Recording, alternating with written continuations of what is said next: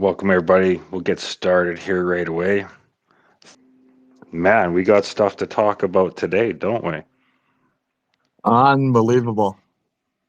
All right. Well, I'm just going to let the room fill up for a minute or two. Yep. A lot going on today. Lots to talk about. It's open space. Anybody want to send a request? Come on up. All right. Let's talk about why we're here today. Hey, Mike. Trying to get them up. Okay. Welcome to the first episode of Let's Talk TX. How you doing today? Yes. Yeah, doing pretty good. Thank you. Thank you, everybody, for having me here. Also have my colleague and, of course, co-founder of Sologenic and Coreum, Reza, on the spaces here. So I guess, joining this somewhat unprepared, so a lot of this is going to be off the cuff. I hope you don't mind. I want everybody to know that this is the best move for this business. And a year of planning went into preparing for this and thinking about every single angle possible. The crypto market as a whole today is basically the worst day for us to announce this from a token price perspective.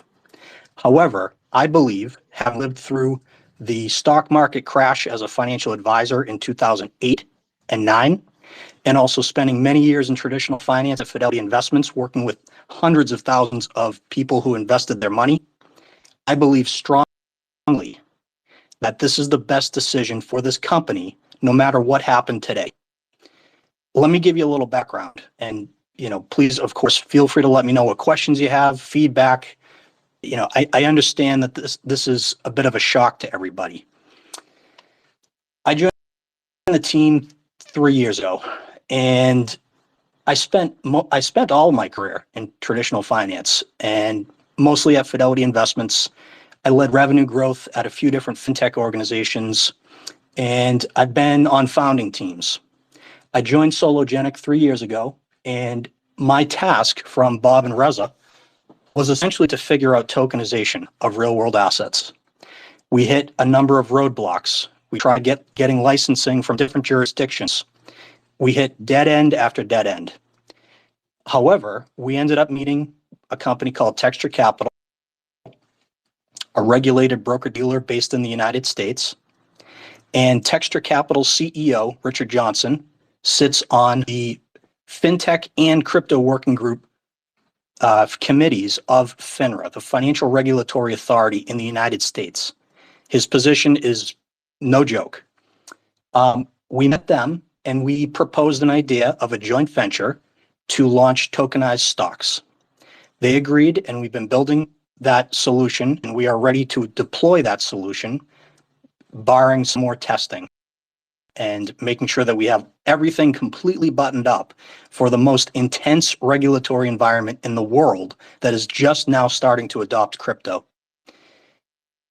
We also have been spending a lot of time behind the scenes thinking about the future of this company. So as we're building Solotex, and as I've been in this role as CEO for a year now, we've been evaluating what to do with the business and where to go from here and how to win. This isn't about two crypto projects and the tokens. This is about how we win in this space. Not even in the United States, not even against Ondo. We're shooting for Amazon. I want us to be Amazon, not Ondo.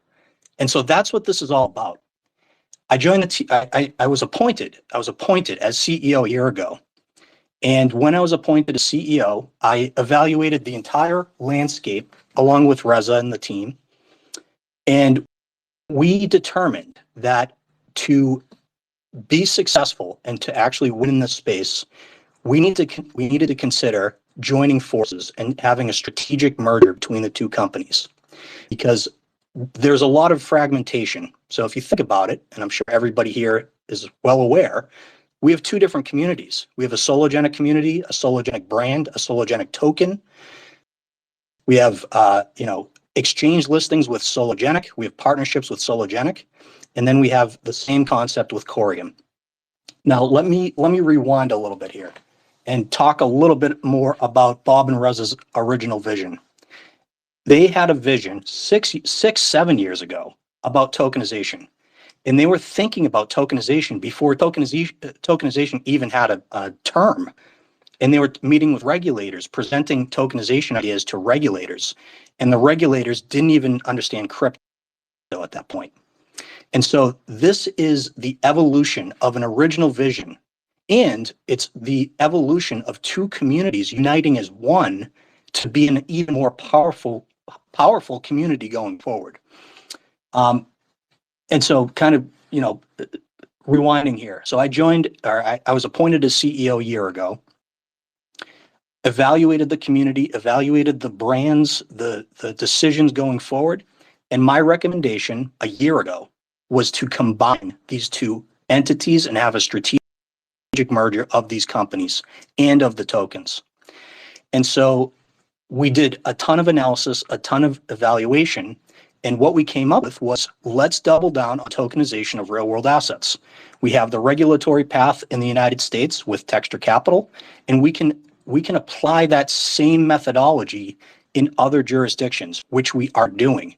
We're actually lining up partnerships with a number of different regulated broker dealers in Latin America, in Europe, in UAE, and the goal is to rinse and repeat, just have a plug and play solution for both tokenized stocks and other real world assets. And so we've been working on this, and along the way, we met a guy, Ashley Ebersole. Ashley Ebersole is a former SEC attorney, Securities and Exchange Commission attorney. He lives in the Washington, D.C. area and can navigate Washington and this environment better than probably anybody, quite honestly. He previously worked at 0x, which is another layer 1 blockchain, and he is joining the team as a co-founder. So we all put our heads together and we said, okay, we have this technology, we have communities, we have two tokens, and we're getting beaten by companies and ecosystems that are not superior to us. In many ways, we are superior to them. So what do? And what we decided was, let's have a merger. Let's combine these two entities and tokens and communities where 1 + 1 = 3. Now, of course, this is going to have a ton of backlash. There's going to be a ton of questions. People, I understand, concerns. I think today, just in the market in general, I think, there's going to be backlash no matter what. But we're moving to the United States, which I believe, and I think a lot of people believe, is going to be the crypto capital of the world. And we are hopefully, if this vote passes and if everything goes well and if the community supports this, which is, I want to emphasize, the community support is extremely important to me. Like, I want the community to be excited here. We have a Kraken listing coming up. Reza and I had an almost 2-hour call with another tier 1 this morning. Like, everything we're doing is for the community to make sure that everybody is, number one, hopefully made whole and understands that the conversion ratio that we designed for 6+ months with financial professionals is designed to keep people whole. That's number one. Number two, we're hopeful that people see that this is actually the path forward. And I wrote, we called it a manifesto. I don't know if anybody has taken a look at that yet. The entire world is going to be tokenized, and we have the infrastructure, we have the regulatory moat, and we have the path forward to be the tokenization company of the world. Now, I know the tokenomics are a big question. I'll dive into that. Maybe if Reza can jump on with any technical questions, but essentially the tokenomics are designed so that over 7 years, there's unlocks every month, and the unlocks will lead to a position in 7 years, not tomorrow, in 7 years, where our tokenomics will hopefully be similar to Ripple's. We want to be the Ripple of tokenization, and we're going to be. Like, I assure you, I'm working 12, 14-hour days to make sure that this is successful. Reza and Bob and the team, Ashley, 30+ other people are working long hours to make sure that this is successful. So this was not done, or this decision was not taken lightly by any means. This is a year in preparation. So I just want to emphasize that. And then beyond that, Solotex is going to be part of a broader marketplace. It's not just going to be tokenized stocks. We have almost a dozen partners lined up who are going to be building on the TX chain, Coreum chain, hopefully soon to be TX chain. And those partners are going to be tokenizing assets on our blockchain. And those assets, real estate, commodities, collectibles, entertainment, sports, music, all these assets, everything around you is going to be tokenized, and it's going to be on the TX marketplace alongside tokenized stocks. So, the tokenomics are designed to be a 7-year unlock so that there isn't an initial shock to the supply and to the system. What you're seeing in the market today it was expected. I understand people are probably concerned. It's entirely expected. Right now, I would consider us an altcoin. The crypto market got crushed today. The stock market got crushed today. And we announced the biggest news in our 6-year history as a company. I think tomorrow's going to be a brighter day, quite honestly. Anyway, I'm kind of going on a rant here, but long story short, this is not a small pivot. This is meant to take us to the next level and become the next Ripple. That's the goal here. That's the intention. We're swinging for the fences, and we're going to go big. We're not going to be just crypto projects anymore. We're going to be a technology behemoth with a crypto marketplace that everybody uses. That's my goal. That's why I get up every morning and work as hard as I ever have to make sure that this is a resounding success. So I'll pause there. Happy to answer any questions and talk through it with you guys. Yeah, I appreciate that, Mike, and appreciate you guys coming by. I see good Reza's made it back here. Yeah, it's a lot to be excited about. I mean, if you would have asked anybody a couple of days ago if they'd be happy about a Kraken listing here in a few weeks, I think we know what the answer would be. So definitely a lot to be happy about. Appreciate you coming to lay it down. I did actually start the show reading the manifesto, so just to let you know that everybody Nice. that was here from the start listen to me ramble on through that. Thank you, Chris. So no, that's good. And so I think the hottest button. I think we might as well just address it. Is the tokenomics? That's obviously got a lot of people concerned on multiple fronts, right? Whether you're a Sologenic holder or whether you're a Coreum holder, there's concerns on both sides of that. So maybe if we can just address that right off the bat, Sure. And explain how that's going to work as far as we didn't actually get the final numbers before you just came up here. We're actually just kind of looking at that, what the total supply will be and if it'll still be an inflationary token moving forward, and maybe start with that, and then we'll go from there. Sure. Yeah, makes sense. So maybe I'll just start with saying that we understand that it maybe doesn't make sense right off the bat. However, it does make sense to the exchanges we're talking to. And I think that's a very important key piece of information that everybody should think about. We designed this so that we can become Ripple. And I keep saying Ripple, maybe I shouldn't be doing that. We want to become like Ripple. And the way to do that is to structure a tokenomics that will support a long-term scalability in an industry that is literally just being invented by us and by others. And so we designed this to scale over time, over 7 years, which is a very long time. That's why they were designed the way they are. So again, I think what you're seeing in the market today and with the prices today actually has more to do with the broader crypto market and less to do with just our pivot and our tokenomics. That's my own personal belief. Is there anything specific about the tokenomics or about how it's designed that perhaps I or Reza could help with? I have a question. Well, sure. I would say, Yeah, sure. Go ahead, Devon. Can you hear me? Yes. Yes. So I want to ask a question about tokenomics and why you guys decided to go the route of trying to combine the two. And you also just said here that you're going to make sure that both communities are hold. So from my position personally, as somebody who strictly just holds Coreum, how can I be hold if I'm going to be diluted by having a token that really wasn't supposed to be within that ecosystem at all? Why is that? How will I be made whole within the process?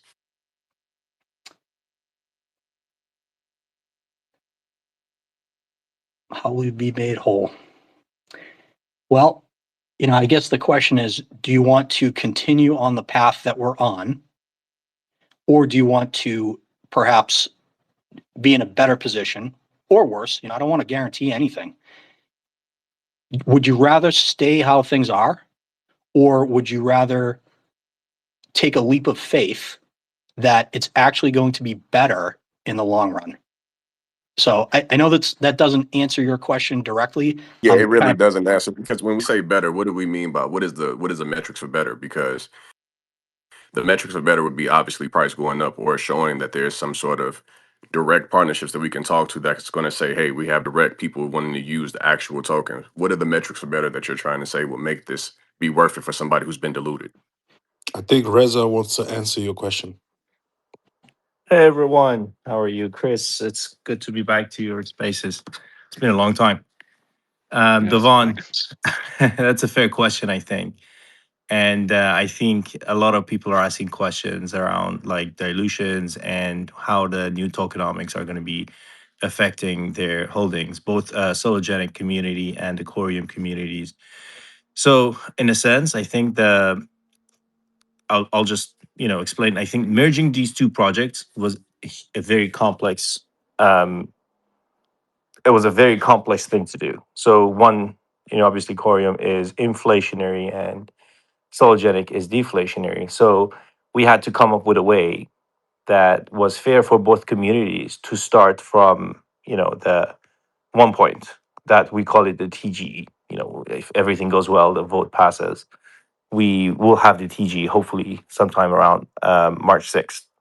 So it was very complicated as to how do we make sure that everybody gets an equal value of their token holding when coming into TX. And the other part is that when the tokenomics were designed, we wanted to have the initial supply to be intact. So no inflation, nothing, no dilution happens initially, which when you combine the proportion of the Sologenic holders with the current Corium holders, that would come around to 1.9 billion tokens. So that is if there's zero tokens coming into existence. And that's the merger. So first, again, I just want to clarify this, that I don't want to call it a merger because we're not just merging these two projects. We're trying to create something big and absorb these two projects, absorb Corium and Sologenic into TX. So think of it as TX being a new RWA with licenses, with technology, with a marketplace, with KYC, centralized KYC, everything, right? So which we didn't really have the infrastructure, and we didn't have it before. Now think of TX as that is going after competing with the bigger guys. Mike mentioned Ondo, and there's actually a couple of them. We have better licenses, we have better technologies, and all that stuff. So when these two projects merge, it needs to create a fair value. And we introduced PSE. So PSE is there so that in 7 years, the project will have enough liquidity, enough traction, enough support to be what Mike mentions and refers to becoming like Ripple, right? And so PSE is introduced. So if the token holders stake their tokens, they are not getting diluted because they will be receiving the PSE. So 40% of the PSE is designed to go to the stakeholders. The remaining is for the ecosystems, the growth and all that stuff. But the 40% that's designed for the community, if the community decides to stake, they will be receiving that every month. So every month, according to how many tokens you have staked, it's actually calculated per second. So let's say if you have 100 TX tokens staked for 100 seconds, for a minute, then you would get PSE proportional to the amount of staked for the time that you've staked it. So you will be getting that reward at the end of the month. So this way, everybody kind of gets the PSE, and in 7 years, when the PSE is over, then all it counts hopefully will not, I mean, not hopefully, but they will not get diluted if they're not participating. And participation here means staking, means securing the network, and a lot of other things. So I don't know if that answers your question, but Devon. And maybe one thing I can add, just thinking about this more broadly, we're a community of what, a few 100,000 people. Consider if we had tens or hundreds of millions of holders of our token and what that could do. Imagine if we had hundreds, if not thousands, of partners tokenizing on our blockchain. Now, imagine if all the tier one exchanges listed our token. I can assure you, none of those things would happen if we remain on the current path. And so this is to get us to that point. It's going to be painful. Today is painful for a lot of people. It's painful for anybody holding any type of asset, I think. But that's not what we're doing. We're looking 5 years out. We're not looking at February 5th, 2026.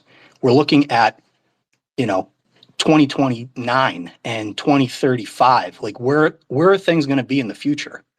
And this is that pivot. This is the painful growth pain, pivot that has to happen as a business.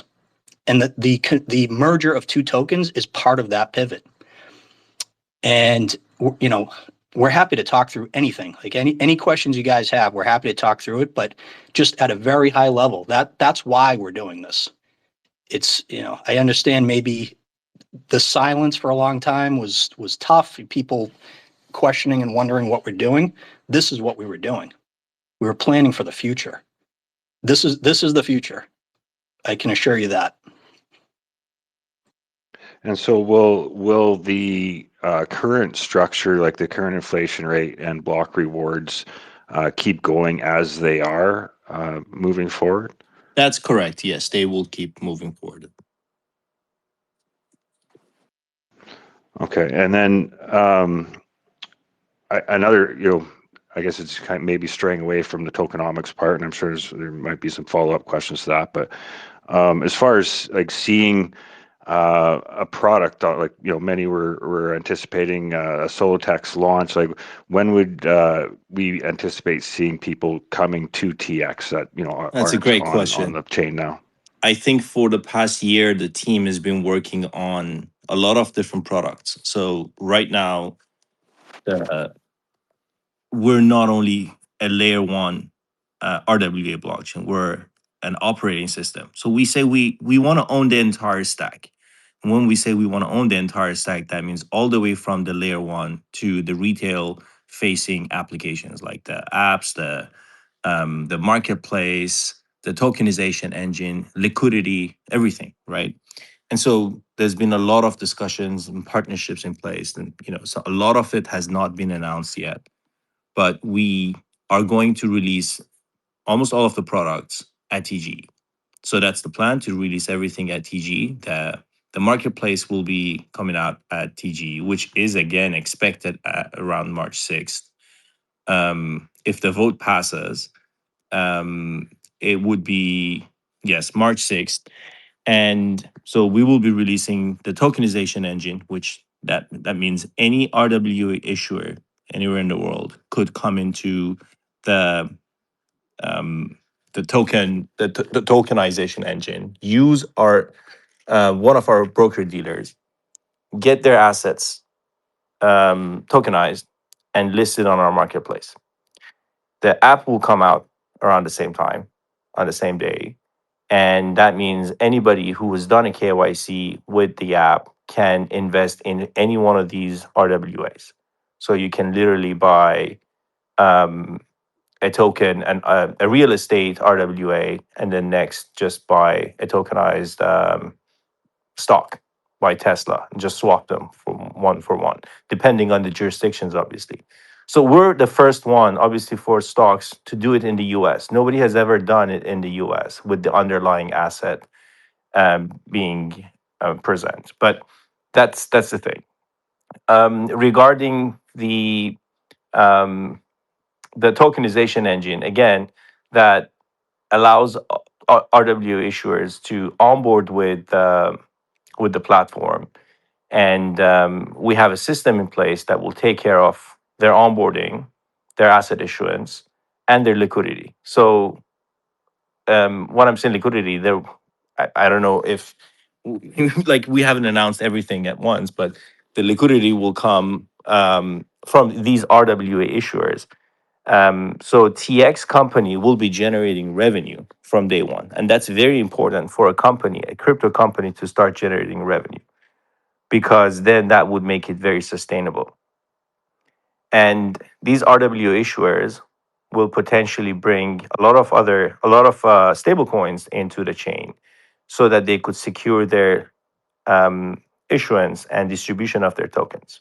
So these are the number of products that are coming out. I think we have like a plan lined up that will be, we're announcing different types of products over the next week, like what's coming next.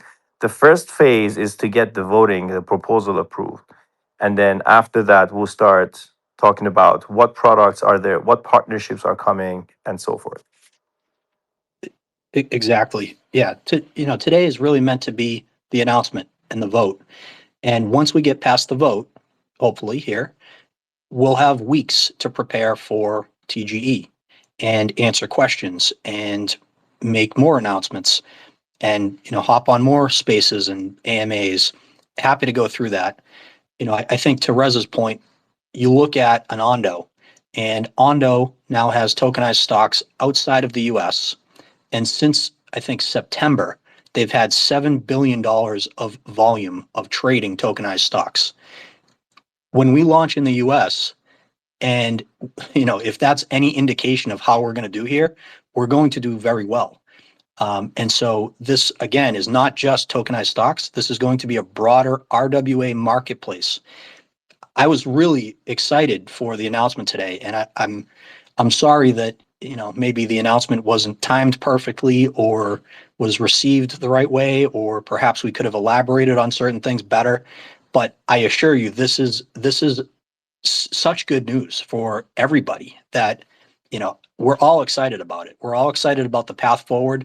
We're all excited about what this will mean for our company, for our community, for partners, the conversations we have with partners. I mean, just to be clear, I have a very good perspective on how conversations went when I first joined the company versus how they are going now.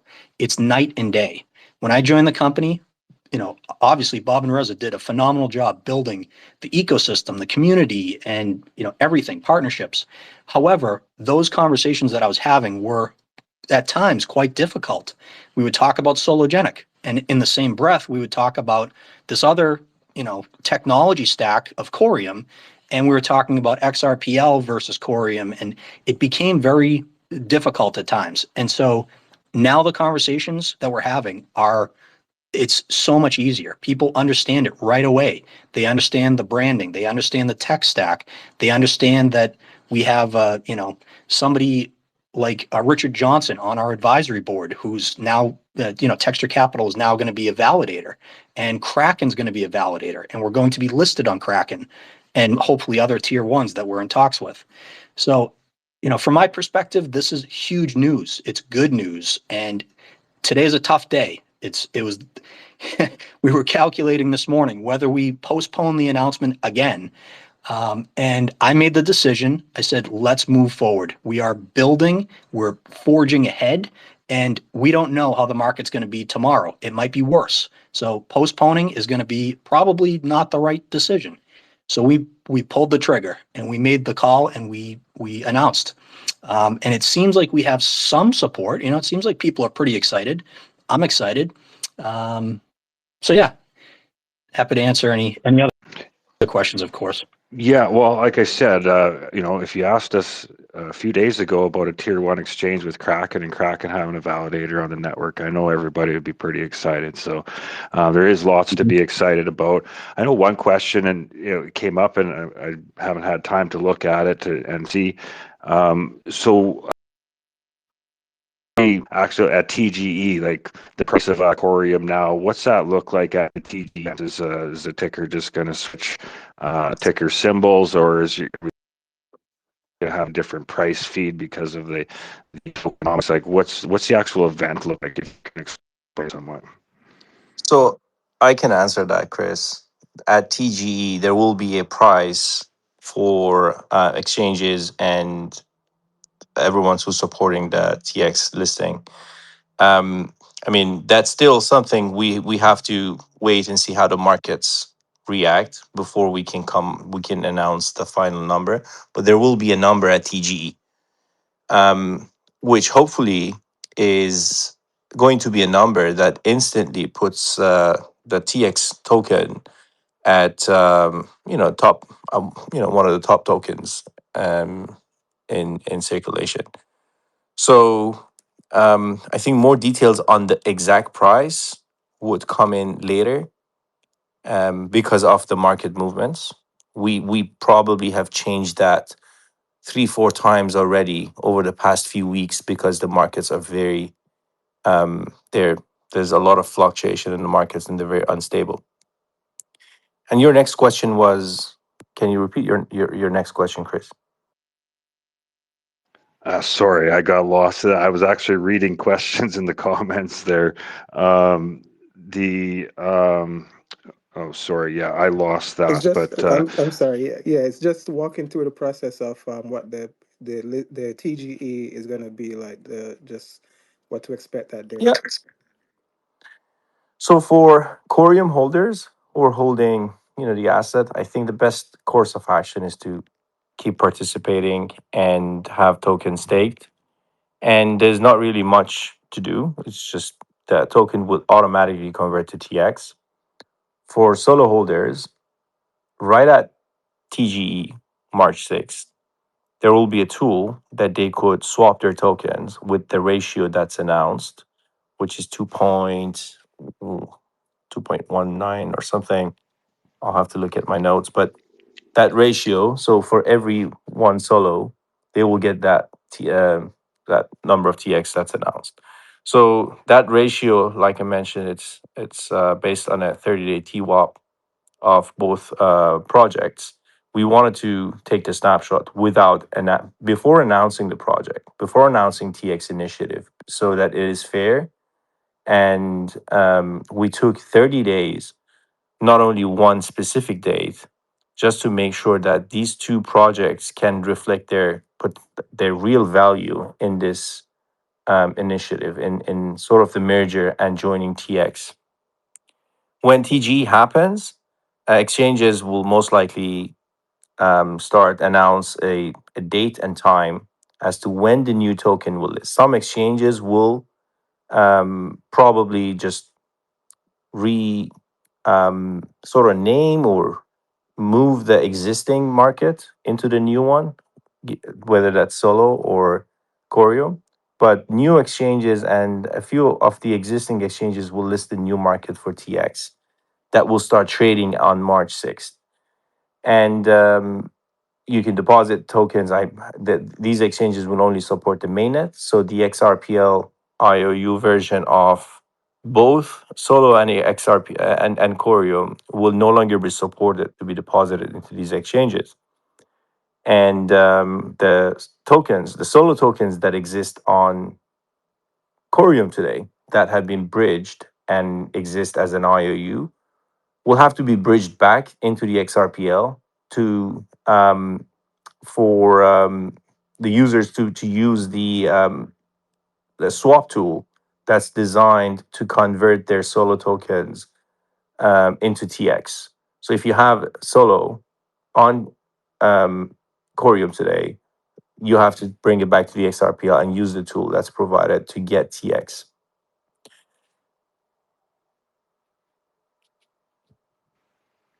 awesome, appreciate that. NTO, you have a question?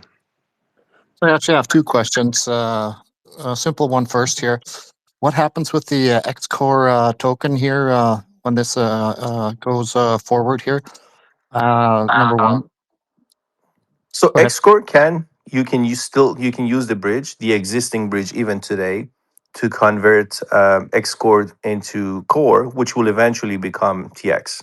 So X-Core equals to TX. It's the same. X-Core is literally the same as TX Okay. or Okay. Coreum. Great. Perfect. Now you said you're kind of aligning yourself the way Ripple does here. So am I to gather that you're going to be having these tokens in escrow and releasing them on a monthly basis? Is that how it's basically going to go? It's yes, similar, but a little bit different. These tokens are held in vesting accounts on the chain level. So nobody has control, nobody has access to these accounts or wallets. They will automatically release these tokens to the community and to the pools that are designated, that are on the white paper. So every month, automatically, the chain will disperse these tokens. Got it. Great. Thank you, guys. Appreciate it. Awesome.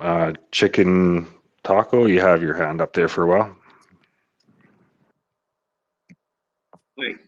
Thanks, Mike and Reza, for coming to talk with us today. And kind of, it's pretty chaotic day. I have a few questions. First being, what's going to happen? Or actually, not the first. I think would be what's going to be the major tech stack difference, and when are developer documents going to be available for the current Coreum developers outside of the team?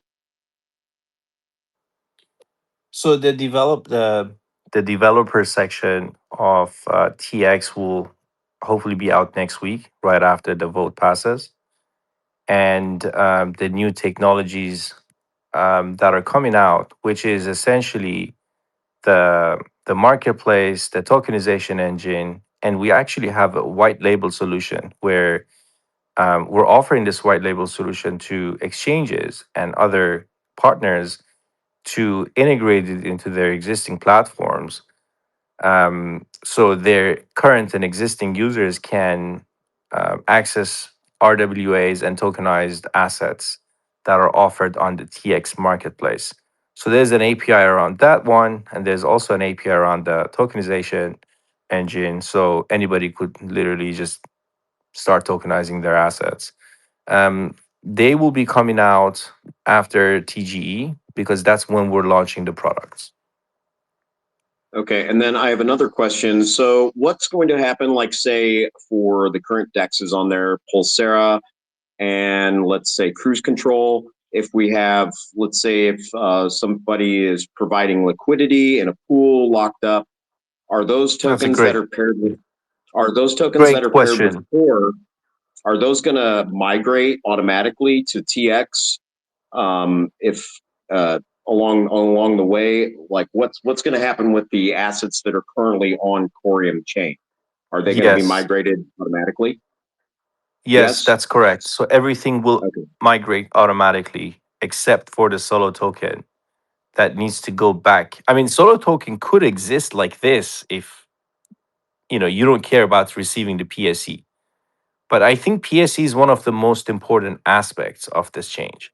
You do want to get the PSE.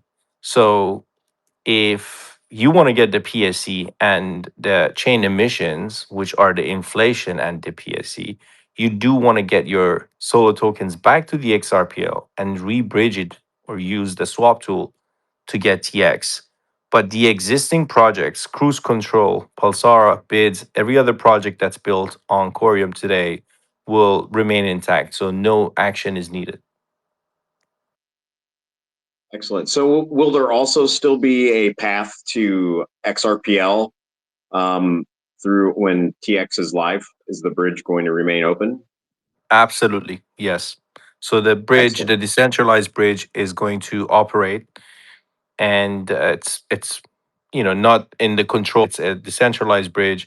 It will remain in place, and it will operate. So any token from the XRPL to the TX chain, and from TX to XRPL, these tokens can be interoperable and be transferred. And then I think I have one more brief question in regards to so upon migration is TX going to continue with Coreum's current inflation schedule in addition to the TGE, the 1.9 billion approximately tokens for the current supply, and then on addition the 100 billion for PSE, and then the scheduled remainder of Coreum's chain inflation. Is that how I'm reading? Am I reading that correctly? Yes, that's correct. So um, the current incentivization mechanisms for validation and governance remains the same unless there's a proposal to change it, because those parameters are variable. They could be changed by a chain proposal. So for the time being, those parameters are going to remain the same and validate. I think one change is that in a prior proposal, that validators will not be able to have their commission set as zero. I think the minimum commission is 5% now. That's the only change. So it's to the benefit of the validators, because those who were setting their commission rate to zero to attract more delegators will now actually have some revenue, because even if they set their commission rate at 5%, they're still competitive. So they will start getting some revenue and be able to pay for their operations. Hey, Reza, you were just talking about whitelisting. Were you referring to whitelisting the Soloject product, Solo Text? Um, Whitelisting, White did labeling. I white labeling? White Yes. labeling, sorry. You were talking about white labeling Solo Text, right? Has there been any exchanges that has actually reached out to want to white label Solo Text? Yes.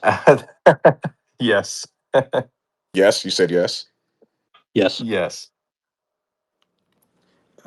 This might be a simple one. Is there a distinction between solo text and TX, and what's the main difference? Because some people might not understand what the role each play, and if we could kind of distinct them, Sh- please. Sure. Yeah, good question. Maybe we could clarify that better publicly. Solotex is going to be specifically stock and ETF tokenization, where you can purchase traditional assets in your crypto wallet. TX is a broader marketplace. So it's actually going to be called TX Market. And on TX Market, you will be able to access Solotex, stock tokenization.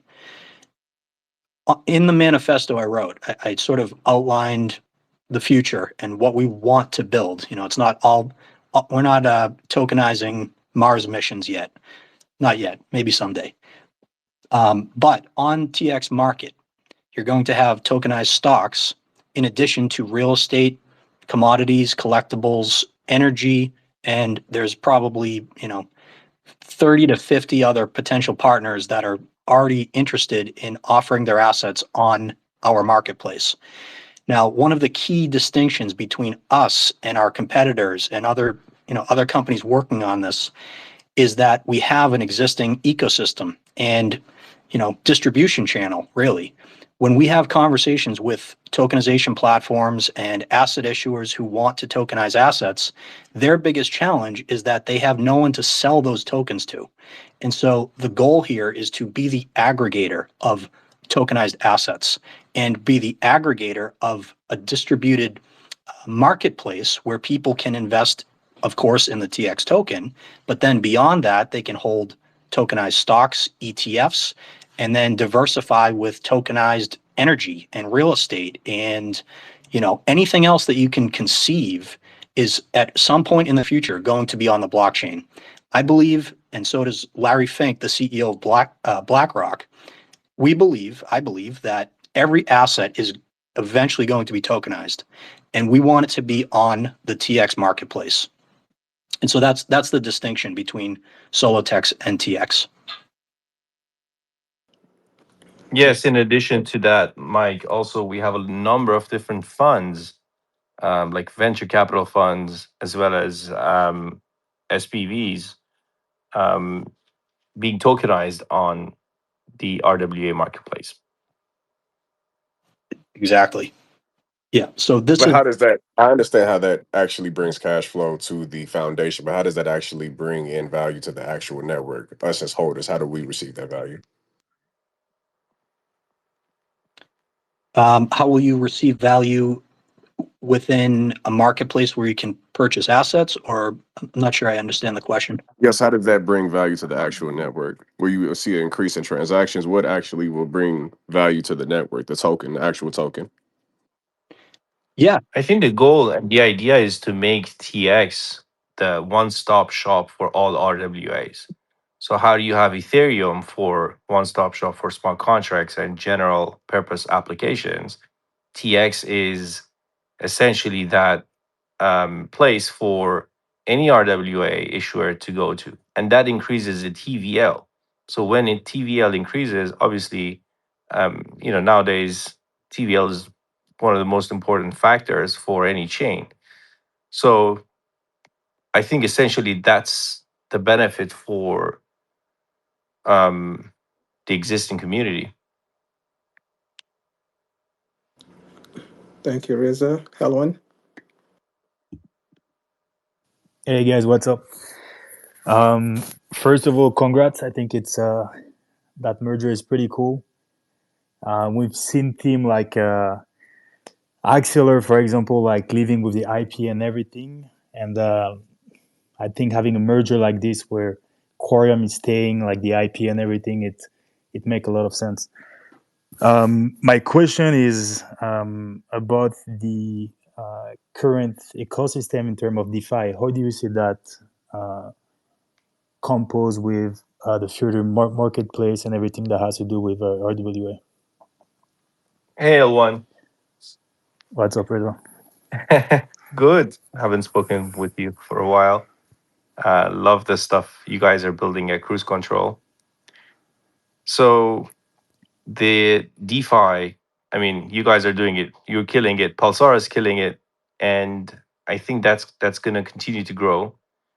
And I think I haven't sent you this, but and I'm just going to publicly say that the TX app will have, it's basically a super app that allows all developers to use the SDK to publish their DeFi applications into it. I don't know if you guys have seen a screenshot that says, we have the Solotex, the TXDEX, staking, and basically it's like an app store where all DeFi projects or any project could use the SDK to publish their sort of mini app or their functioning app into the TX app.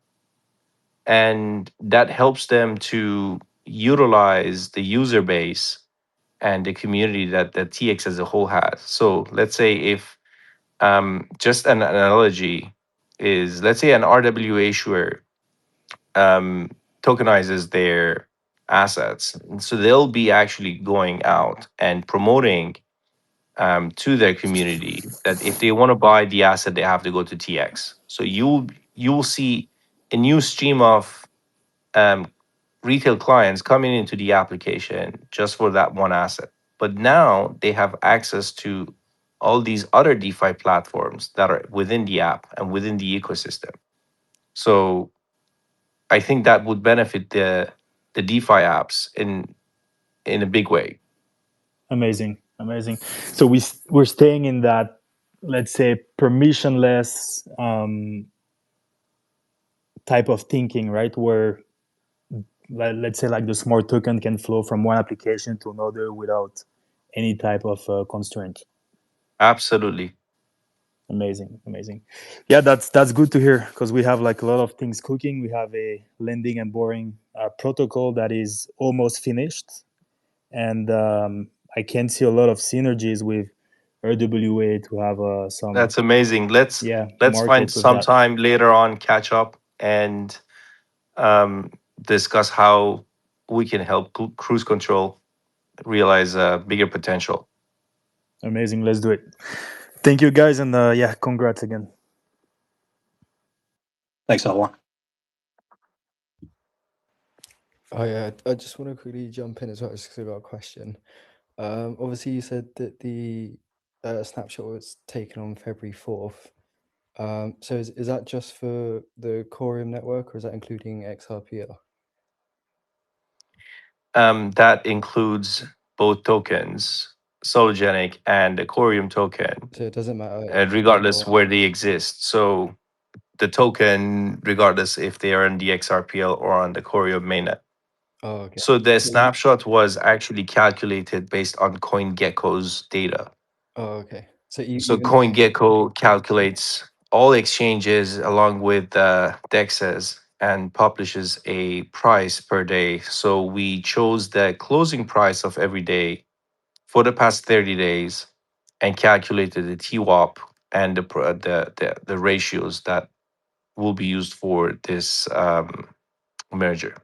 oh, okay. So even if like we've swapped Coreum to Solo, like on the Coreum network, it's not gonna, because you It's not going to affect anything. Yeah. no, okay.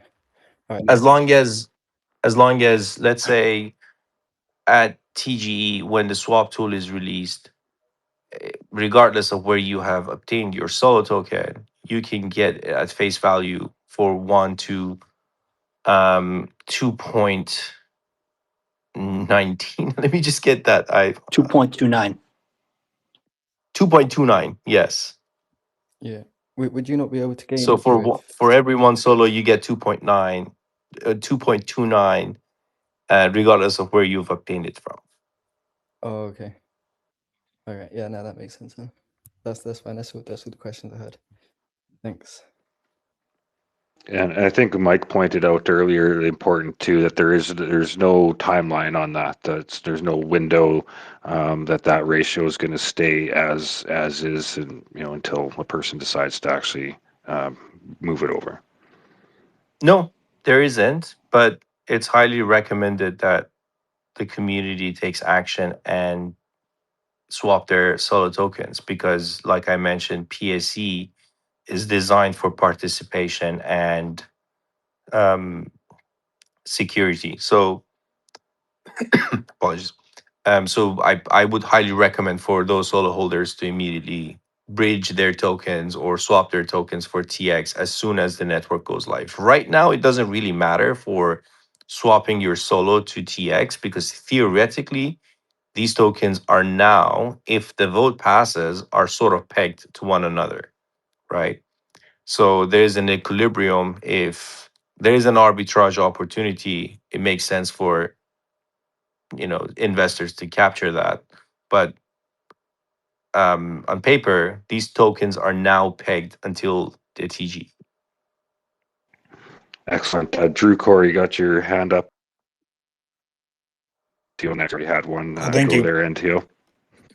Now, I'm sorry if it's already been said, but can you elaborate on what would happen if the vote were to not pass? Like, because I know I saw in the vote it said that you would have to hard fork, but can you tell us what that looks like? So we already have a lot of here's the thing, a lot of partners like TX because TX offers the entire stack from the chain all the way to the licenses, all the way to the marketplace. So TX would proceed with launching as a separate project. And we're hoping to get the vote passed so that we can get both communities on board with this sort of train or ship that's sailing. So, but yeah, TX already has a lot of partnerships. A lot of RWA issuers are going to start tokenizing their assets with TX. Yeah, I'm my point is say I want the vote to pass, right? But just for whatever reason, say it didn't. Like, what happens then if I want to migrate my assets over my solo and core over to TX? Well, I think in that case, that has to go through exchanges. So you would potentially sell your Solo or Coreum tokens and get the TX token. Okay. Thank you. Yeah, thanks for coming up. NTO, you have another question? Yeah, just a little one here. The current Coreum that is basically staked with our validators that are out there. What basically happens to that? Is that going to be an automatic switch to the TX token, or Yes. will we have to do that manually? No, everything's going to be automatic. Well, that makes I it. think So no action is needed if you have a token stake. But one important note that I want to clarify here is that in order for anyone to get the PSE, is that they need to have at least, let's say, one token delegated with a validator. Well, that's going to make it a lot easier for a lot of people out there. I like the simpleness of that. Well done, guys. Things you brought up validators there, Reza. You mentioned that with the change, the fee is going to go to 5%. That's a result of a previous proposal being passed to do that. Is there any other changes that are going to be aligned with that upgrade at the time? Can you rephrase your question? Yeah, so with the 5% validator fee, like going from no minimum, no 0% to a 5% minimum, that I assume like if this goes through, there'll have to be a chain upgrade to accommodate the brand change, and that is that like what one of the few things that's changing along with that, or is there going to be other upgrade No, items? there's not going to be any other upgrade. It is part of this upgrade.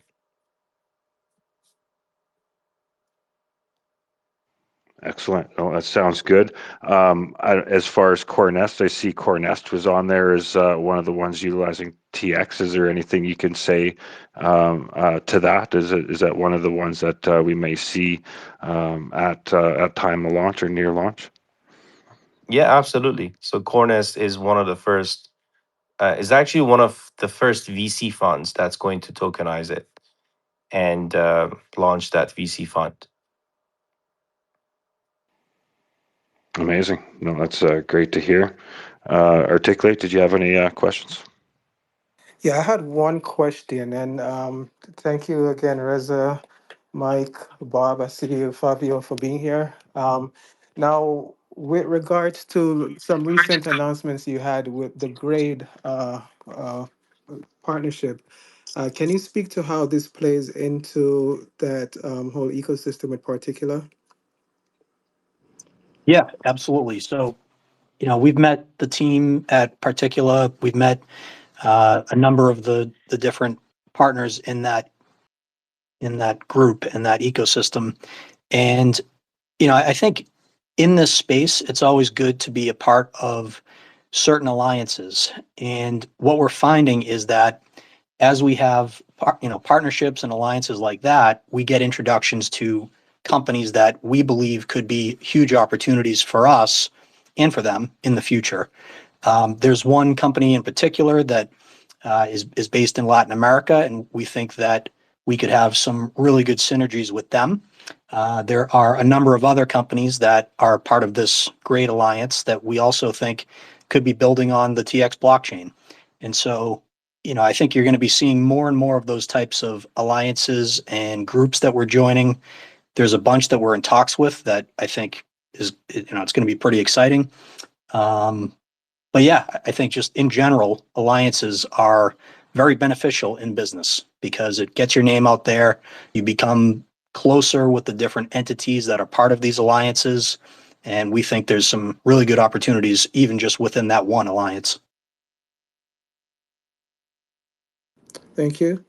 I am a very big advocate of smart tokens. I understand the disruption it can cause, will cause, and looking forward to how tokenization plays out with the marketplace and rolling out this TX ecosystem.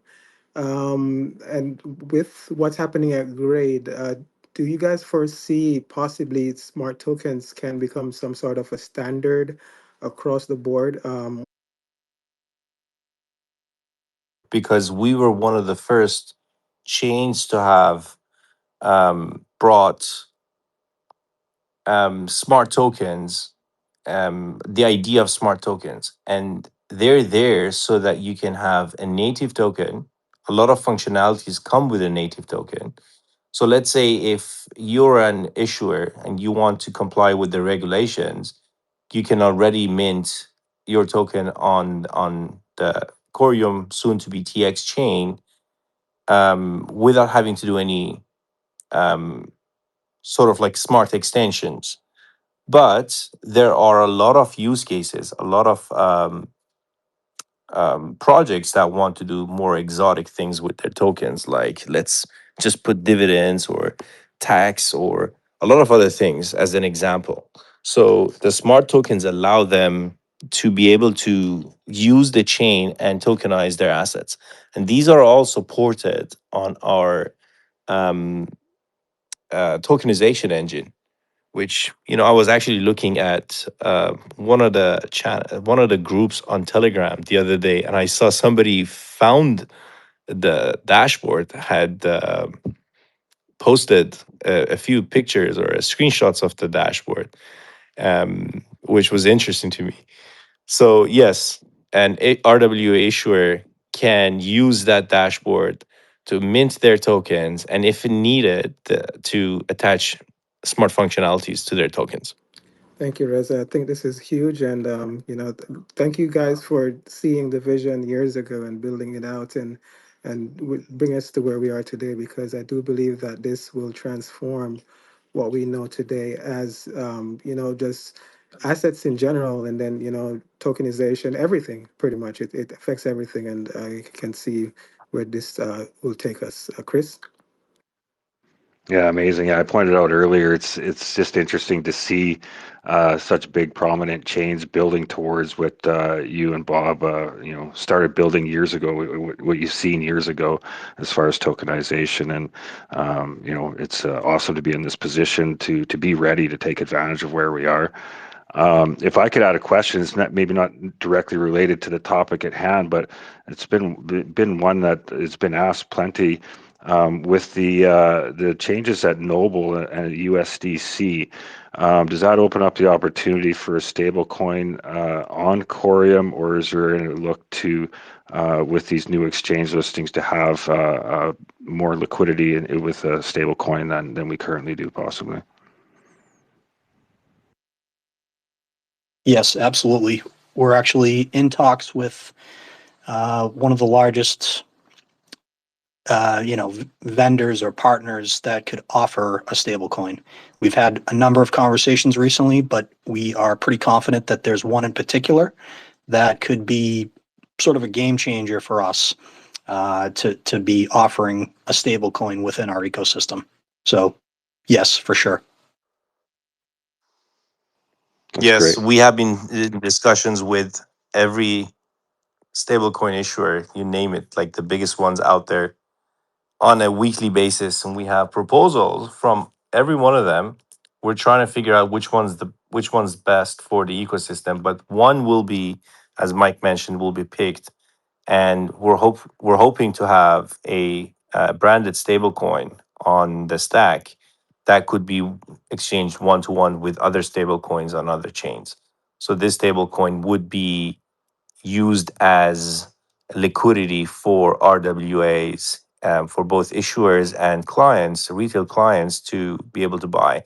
And you can exchange it one to one in a decentralized way.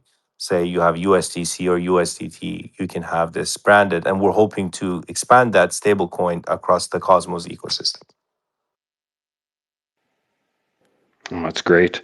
I'm just going through the comments. I knew this one was going to come up at some point. I'm hoping this issue can get put to bed one way or the other, get some finality to it if we can. Lots of questions about the promised 20 million final airdrop from the initial Coreum airdrop structure. Yes, I think that's one of the misconceptions that we've always been dealing with here at Corium, because the 20 million was an unclaimed amount of tokens that was never basically claimed when the airdrops were happening at the time. And we mentioned that we are going to um, either distribute them amongst the community or see what's the best way for the ecosystem to spend it.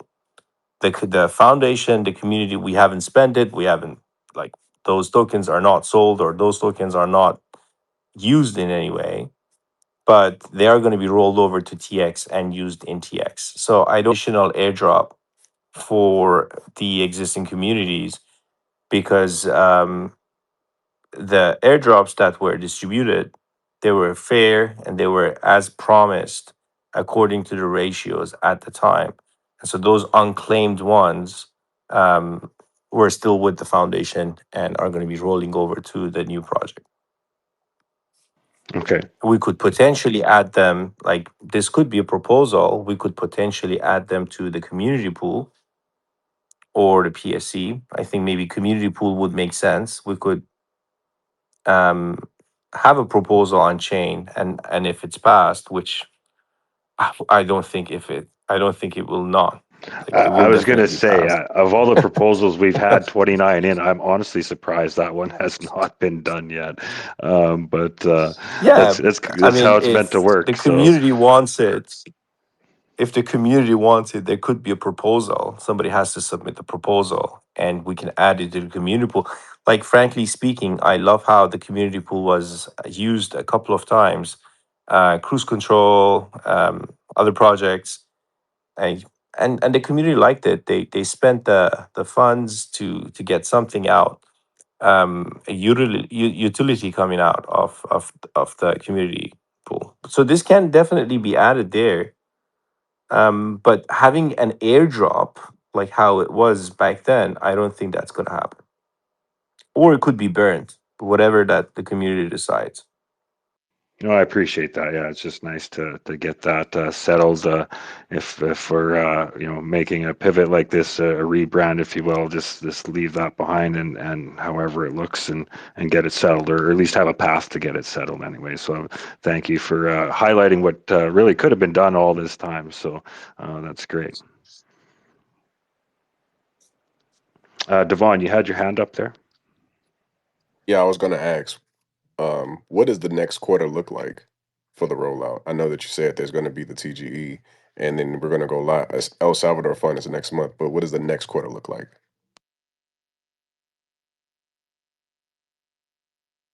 Mike, I think you should take this one.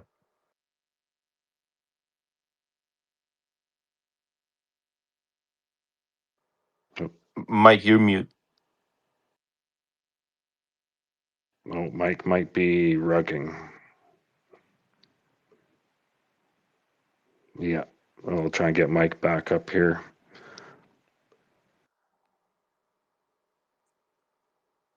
Yeah, maybe I can answer that while Mike is coming back. I mean, Mike would get this much better than I do, because he's in. I mean, I'm advising all tech stuff, but Mike is involved on a day-to-day partnerships, operations, announcement, like everything, right? So I think the first quarter. Oh, there we go. Mike is here. Can you guys hear Mike, me? go on. Sorry, no, not sure what Yes, you happened. can. My X is kind of acting weird. I didn't hear the question. I apologize. No, I was just basically asking, what does the next quarter look like leading up into the summertime? What are the expectations? Any announcements that might come about? Like, what does the next 3 months look like for the ecosystem? Yeah, so I think I can talk about probably long term and how we're going to get there over the next quarter and what we're implementing to get there. So I've had many conversations with Richard Johnson, the CEO of Texture, and as now, hopefully once this vote passes, he will be on our advisory board, which is actually a very big deal. And the reason it's a big deal is because Texture Capital was always a joint venture partner for stock tokenization. However, they were not an official partner for tokenizing on our blockchain. We have now strengthened our relationship and our partnership and our integration with Texture Capital, going forward with TX Chain. And what that means is we now can leverage their infrastructure, their regulatory infrastructure, to tokenize any asset. And I've had conversations with Richard about how we get 100 issuers, asset issuers, on the TX chain. And those asset issuers, as I mentioned, can range from real estate to commodities. Richard and Texture have a long list of prospective asset issuer, potential partners that could be tokenizing assets on our chain. And we've already started a lot of those conversations. So the answer to that is, how do we get as many asset issuers on board, get as many people in our ecosystem, and broaden beyond the community, and have a solid go-to-market plan? There's a lot that can be done. And we also have a lot related to marketing. So we have a billboard campaign that's going to be rolled out. We're going to have, and this is to attract users. So it's really going to be sort of a flywheel network effect, where as we onboard asset issuers, we're going to attract more users, and not just users in this community. We're going to attract users that have never even heard, respectfully, never even heard of Sologenic or Coreum, but they will hear about the TX marketplace. And so, the first quarter is making sure that we have everything in motion, the structure in place, which we already do, but it's strengthening that and rolling out the right processes to support asset issuers coming on board. We're also going to have support throughout social media. So we're having conversations with, influential people who have influential reach in social media, who will be amplifying what we're doing. So that's another big, effort that's coming in the next month, once this goes live, or leading up to it, I should say. But yeah, that's really the goal. It's to build out this marketplace in addition to having tokenized stocks. So the promise of tokenized stocks, again, just to kind of reiterate, it's huge. Ondo, and I keep talking about Ondo, they're doing a great job, but Ondo has $7 billion of volume in trading since September. And if we even replicate 10% of that, that's huge for our community. It's huge for our chain, perhaps our token. I don't want to make any promises, but perhaps. That's huge. And so that's just going to be tokenized stocks. But the goal is to have hundreds of asset issuers on our marketplace that Texture can roll out in a compliant manner. That's awesome. A question I see a lot in the comments, or a few times anyways, and I can speak to this one personally too. Through the discussions with this change with exchanges, and specifically Uphold, is there going to be a reduction in the friction in interacting with mainnet Coreum, and will there be a tool to help people that have their assets on Uphold get them accounted for? I think the short answer to that is yes.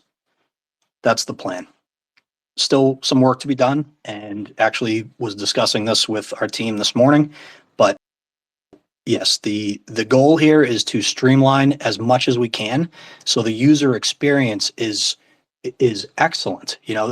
At the end of the day, when you really take a step back, crypto is not all that user friendly for people who aren't familiar with crypto. And so our goal is to deliver products to the crypto community, but then also design it so that it's broader than that. And to your point, Uphold is a great partner, and it's like, how do we make that experience even better? Awesome. LD came up to the stage. LD, you have a question? Yes, thank you. Just want to say it's a very how can I put it? I'm excited about the move in the merger, and I think it was a great idea to make the merger. Just yeah, and so just basically, I guess as a token holder, and I know it's probably early, and there's probably going to be more light shed on it. But just as far as I guess the allocation of the tokenization, the tokenomics of the project. Can you just briefly speak on, like, I saw it read, and I know it's Twitter, so things can go over the place, but I saw something like 100 billion tokens might be introduced for the TX, and so it was a 1-to-1 ratio for like Coreum, and 1 to 2.29. So I was just wondering, because this, kind of worked hard to get to my position for a while, and if there would be a real large dilution of our positions with this merger. So that's kind of where I was at. Yeah, they kind of touched on that a little earlier in the show. They spent some time, and then you guys, if you want to readdress it, you're more welcome to. But the tokenomics plan that they're going to introduce has in mind to make that whole, and there's a program to reward additionally for stakers to help achieve that. So I don't know if that covers it there, Mike. If you want to expand on that, but yeah, we covered it a little earlier. If you want to listen back to. Yeah, no, I think that covers it. And, again, the tokenomics are designed for long-term growth of the company and of the ecosystem and community. You can't redesign a financial system with the wrong tokenomics. You need to have a supply and, an unlock, a gradual monthly unlock that supports growth. And if you look at other crypto companies like Ripple, like Flare Network, they have a very similar supply, and that's how we're structuring it here to be the next Ripple of tokenization. Well, and I mean, I'm not an expert on the tokenomics part of it, but like the one thing I've seen is, though it's great to have such good staking participation, like 67, 68%, but with the other tokens that are locked up, you can see some metrics are putting us up close to 90%. So I know I've had a conversation with several and said it a few times myself. If we're tokenizing the world's out, where's all the liquidity coming from? Like, it's pretty hard to make a fairly large purchase of Coreum without moving the market, just for the average larger purchase. So I always kind of thought that we needed a way to have more liquidity. Is this help address having that flexibility to have the tokenomics to support long-term large scale growth?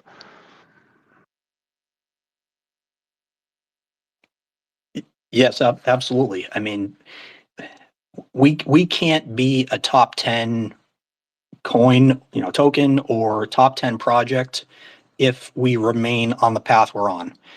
Obviously the design of the original tokenomics was done from the perspective of where things were 5-6 years ago.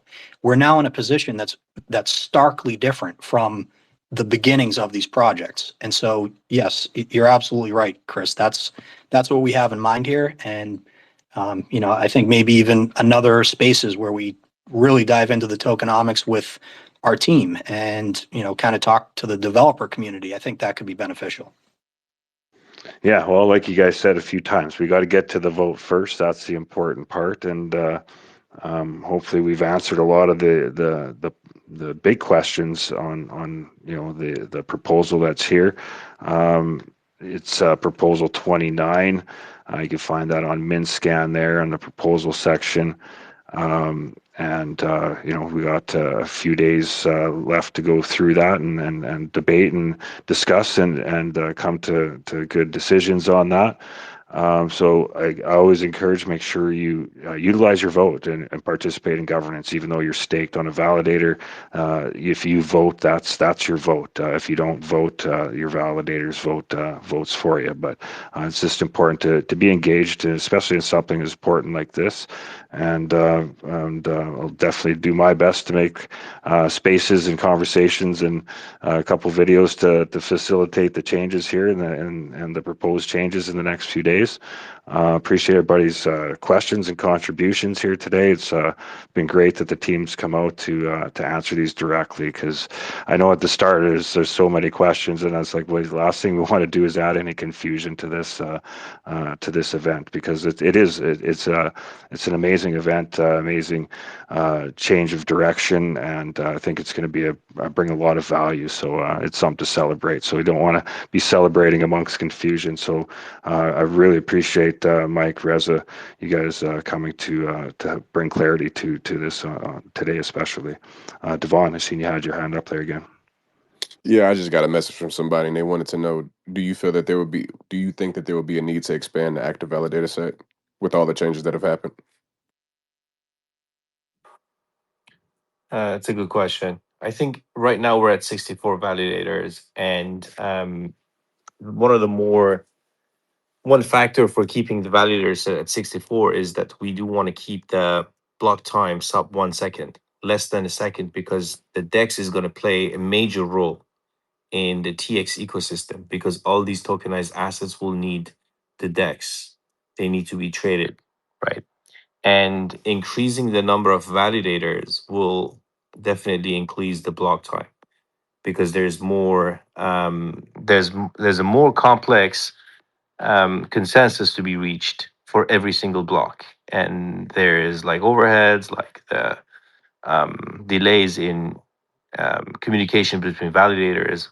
Even if it makes it, let's say, 1.2 or 1.5 seconds, we still think that that a fast DEX, a DEX that operates within sub-second finality, is very, very important, unless we change the fundamentals of the chain and be able to increase the speed, the block speed, and be able to increase the validator set. But again, that's up to the community. The validator set can be put up for proposal and voting, and the community could vote for it. There are trade-offs, obviously, but this decision is not something that we'll have to make. I think it's a community decision. Also, while you're here, when we got to a certain threshold of staking, I believe it was 70%, there was supposed to be a mechanism that kicks in that was supposed to help with the burning. How does that look now? That's right, Is it 67%. 67%? It doesn't do. Yes, it's not burning, but it will start to disincentivize staking, so that you would reduce your staking amount, right? So you will not get as much in, like the inflation will drop, and it goes to the minimum inflation parameter on the chain, so that it's not as, I mean, with the PSE, you still want to have that staking. You want to have that support. The more staking you have, the more stake you have, obviously, the more you can participate in the governments. Like right now, a lot of people don't have their token staked. They can't really vote for this important um, milestone. And also, they're not securing the chain. But when you reach 67%, goes above that, the inflation rate drops until it reaches the minimum inflation rate.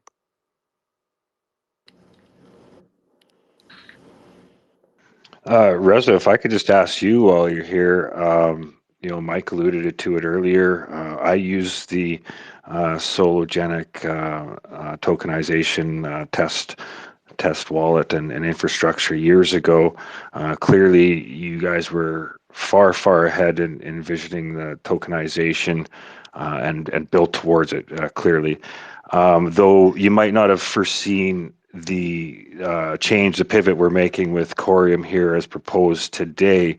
Overall, with how the project's positioned to move forward from today on, how do you feel as the early founder and visionary of this? Chris, I think now is the time um to harvest, to get the projects combined, and to be laser focused on the goal that we've always had. Initially, when we had Sologenic, we relied on the XRPL. The problem with the XRPL was, still exists today, that you can't really grow on the XRPL because there are limitations with the chain. I mean, as much as we like the XRPL, we still like it. And but if you want to be fair, there are a lot of other modern blockchains like Coreum, like, you know, even other blockchains out there, Solana, that are really good for tokenization, DeFi, and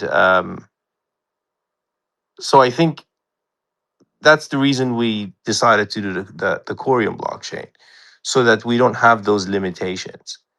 And it worked out because we were pioneers of smart tokens. We're pioneers of a lot of things. And I think the technology of Corium is really top notch today.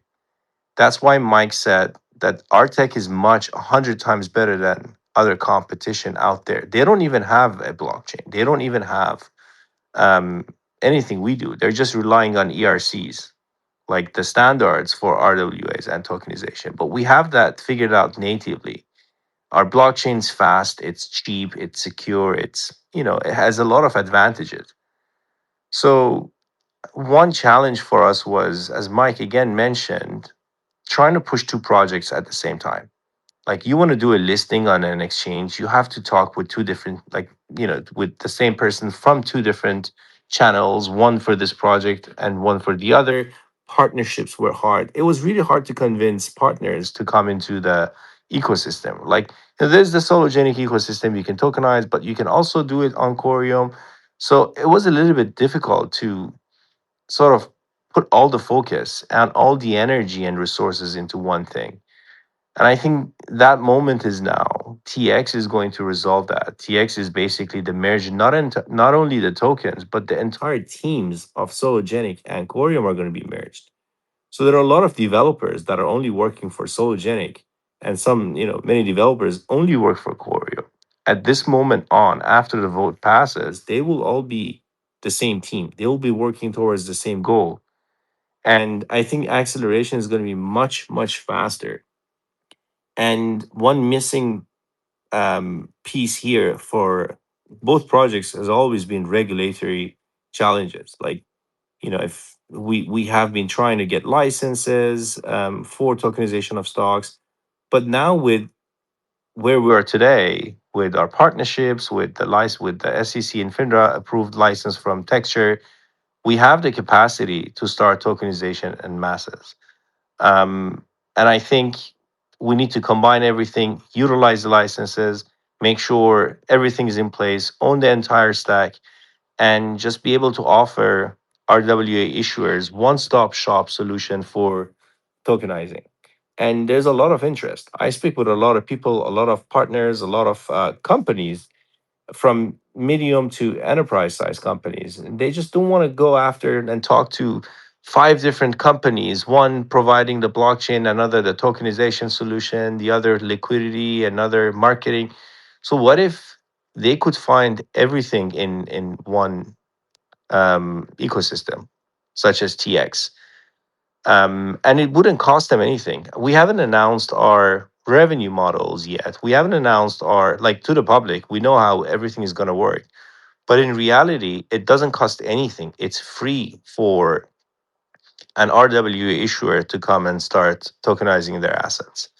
So that would potentially bring a lot of real estate, a lot of commodities, a lot of equities to the chain. So think of it as the next generation is going to be tokenization of, um, apologies, I got a little bit of a cold. Equities. So these companies want to do, instead of going IPO, they want to do, they want to offer their shares as tokenized, as an RWA. So instead of going through five, six companies, they just do it with us. And that's pretty much it. That's our goal. Make it easy for the RWA issuer, make it easy for the retail client. You do KYC once, you have access to hundreds of RWAs.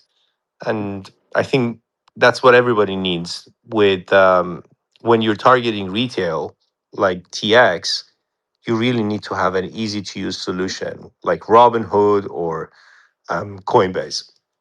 Thank you, Reza. I had a quick question. I know that what is happening right now over time would need that translation, layer. Is there an educational component to this rollout?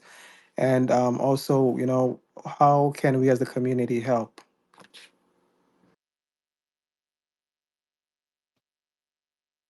So when you say what do you say, translation layer? Yeah, Um, yeah.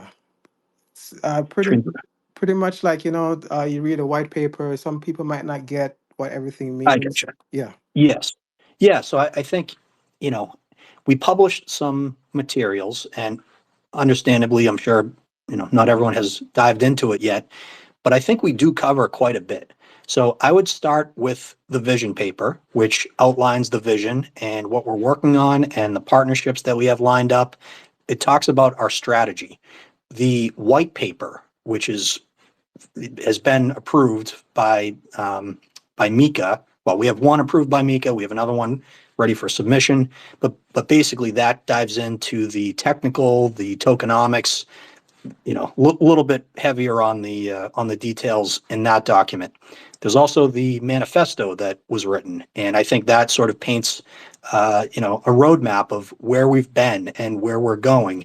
Very high level, that's meant to be sort of visionary long term, but I'd recommend starting there. Like, take a look at what was published, take a look at what we put out today.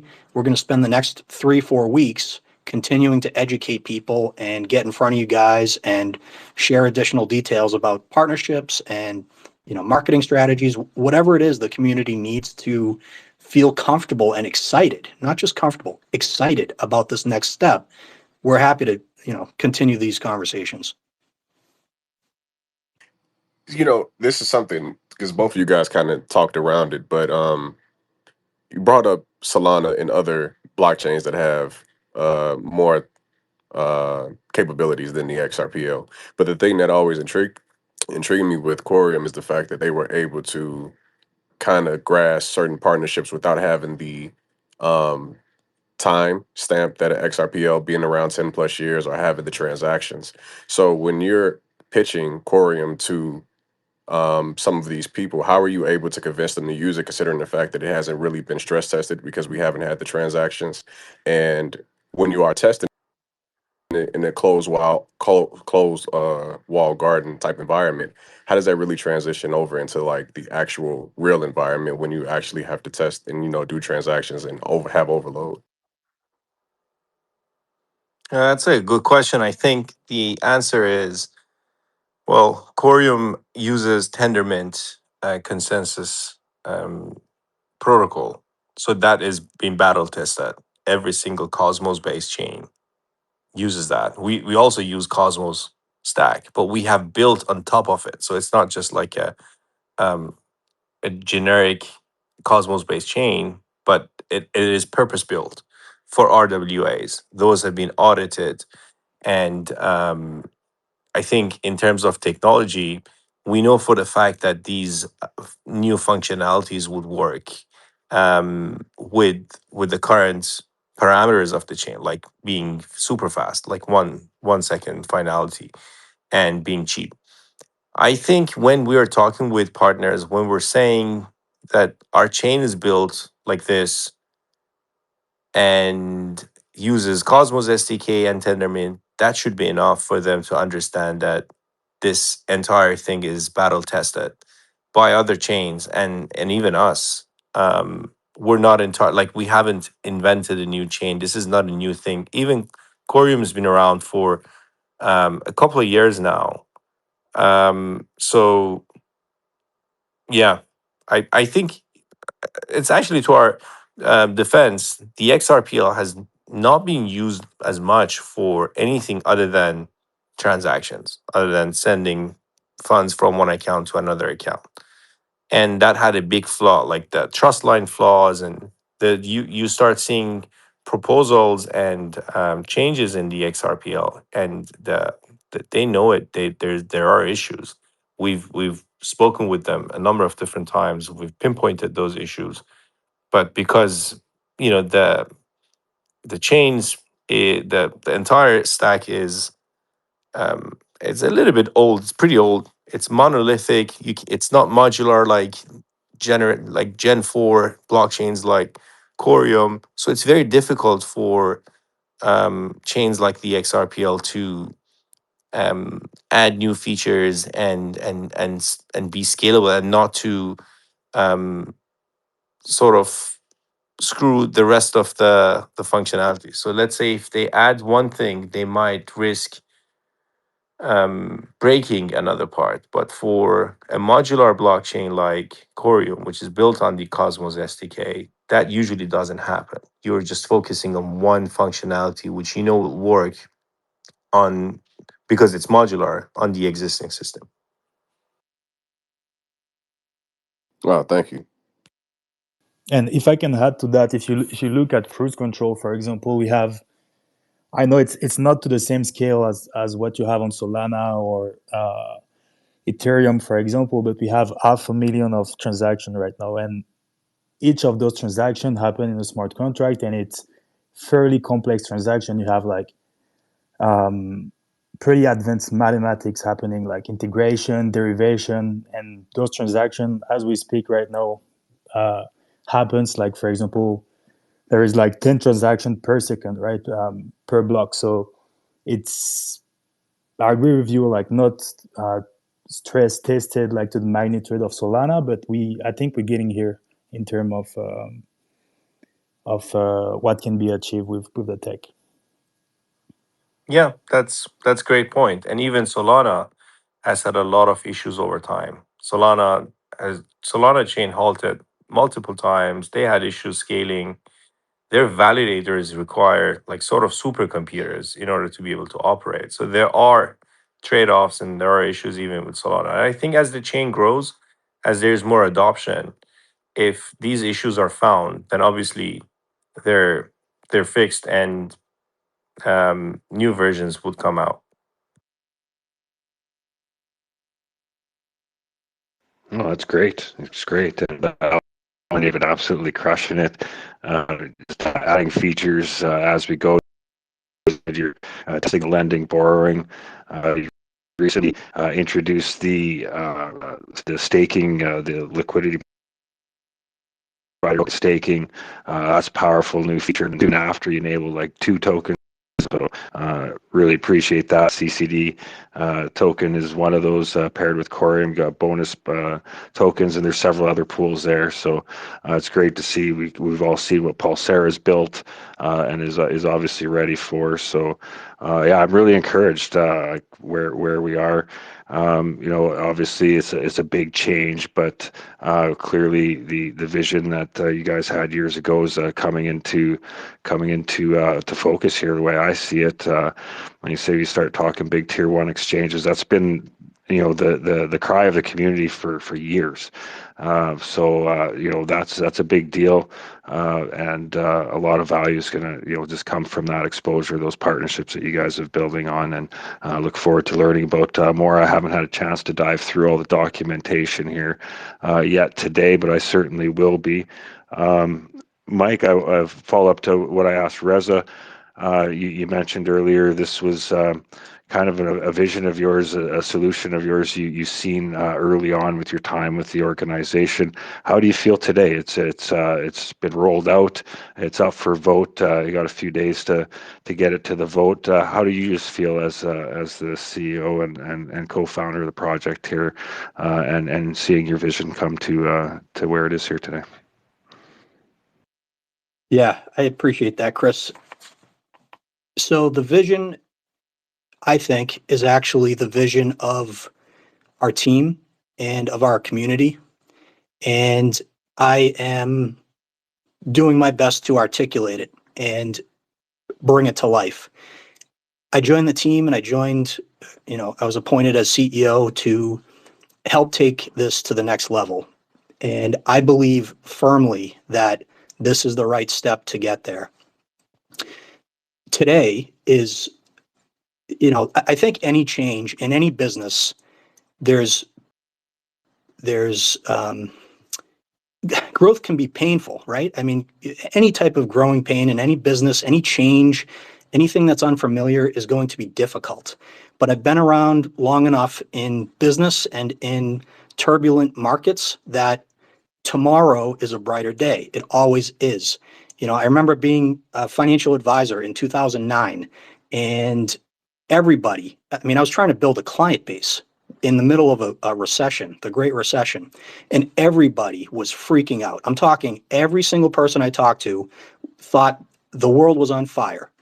However, what I was telling everybody is diversify and look at this as an opportunity.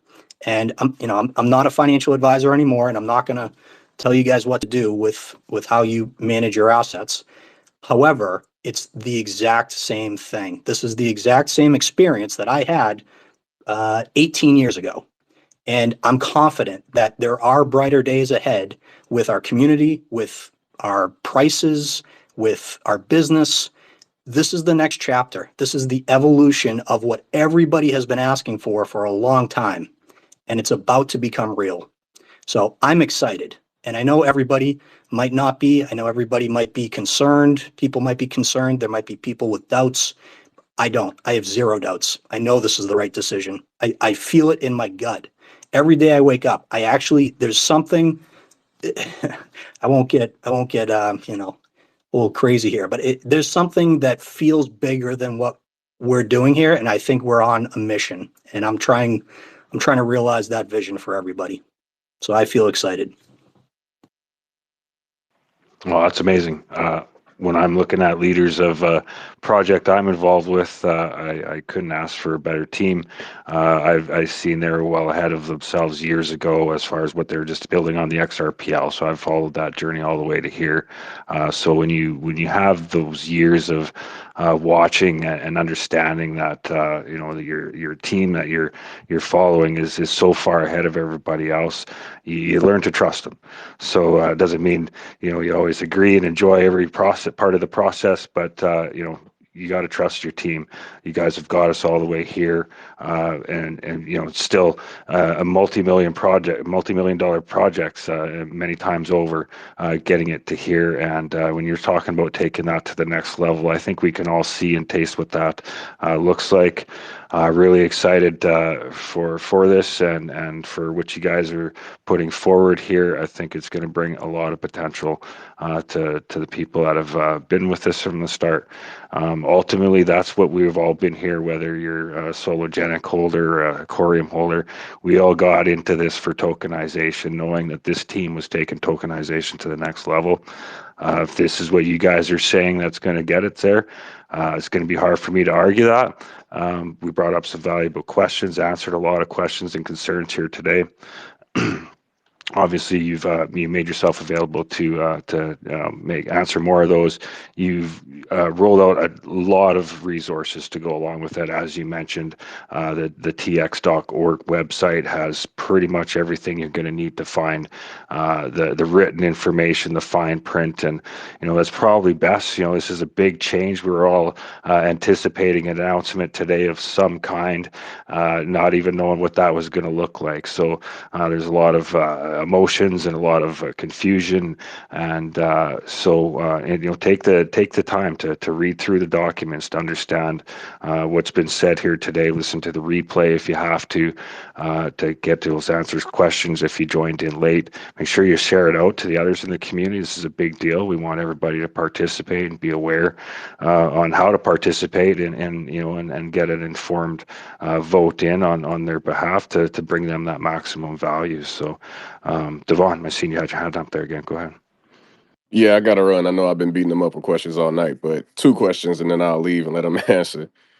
Whoever wants to answer with Reza, Mike. Communication-wise, I asked this last time I got a chance to talk to you guys. Are we going to see more communication finally from the team? Because I know you guys have said stealth mode, but with the Web3 style marketing, we are used to talking. We can literally reach Charles Hoskinson any single day and he communicates. David Schwartz, we're used to having that in Web3.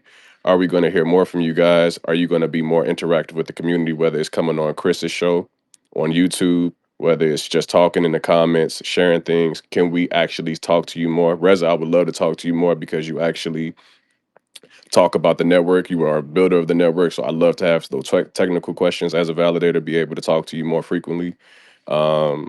Mike, anything else? And then my second question before I leave is, what about the solo cards? Is that still in the pipeline? Will we be seeing that coming out soon? Anything like that? And that's it. Thank you guys for coming through. Yeah, thanks. Happy to take both of those. So to answer your question, yes, there will be more communication. We did not want to tip our cap or to, show our hand with what we've been working on for a long time. We wanted to get it right. And so now we are communicating that to you now that everything is lined up to move this forward. So to answer your question, yes, we will be communicating more. I want to say a caveat though. We aren't going to be showing our cards, and there's a strategic reason for that. We don't want competition knowing what we're working on. People have been asking for a white paper of Solotex. I have diagram after diagram on my computer that is never going to be public because if anybody got a hold of it, any competitor saw that, they'd run with it and they'd steal our ideas. So yes, the answer is yes, we will communicate more. I think we now have the right path forward to be able to communicate what exactly we're working on. But we're still going to be a business and we're still going to be strategic with how we communicate. As it relates to cards, yes, we're working on that. It's not an easy thing to solve because we can either build it ourselves or we can rely on a partner to build it for us. And we've had conversations with potential partners that actually have gone very well. I think launching TX will actually open up those opportunities again to add things like a card. And especially with an RWA marketplace, if we can link that to a card, it's going to be a no-brainer. And I think, now that we have TX, or hopefully soon to have TX, I think those conversations, in addition to many others, are going to open right back up.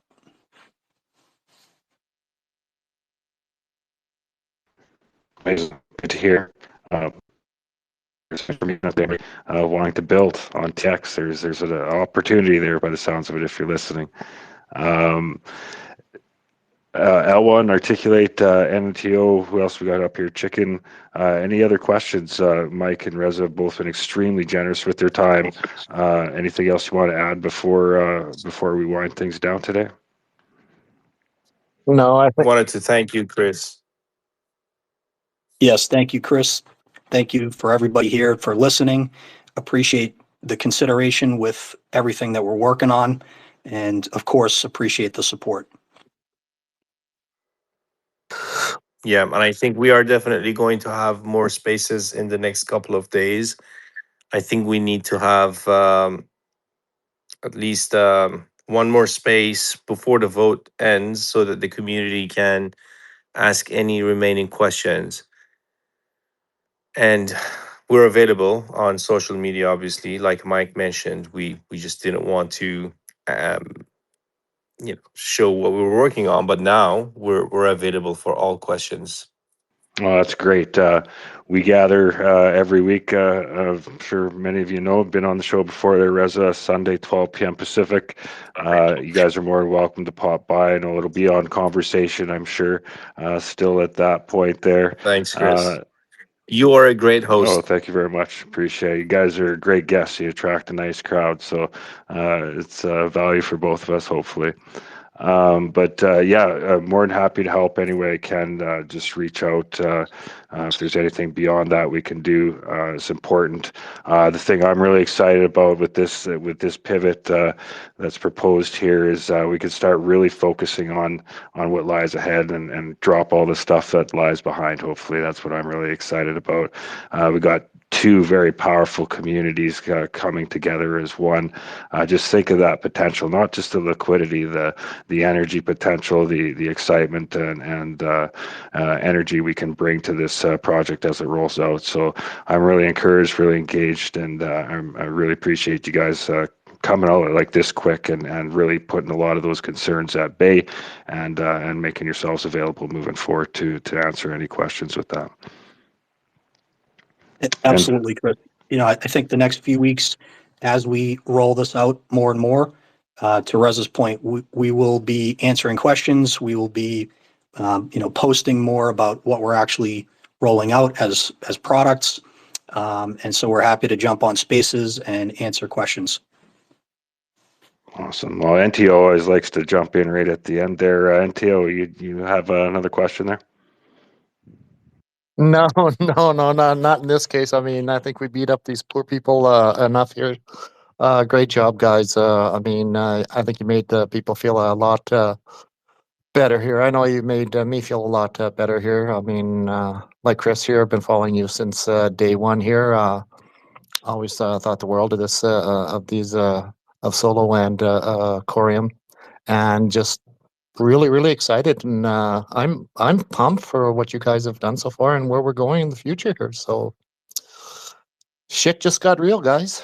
That's awesome. Don't forget to support the ones that have been here building.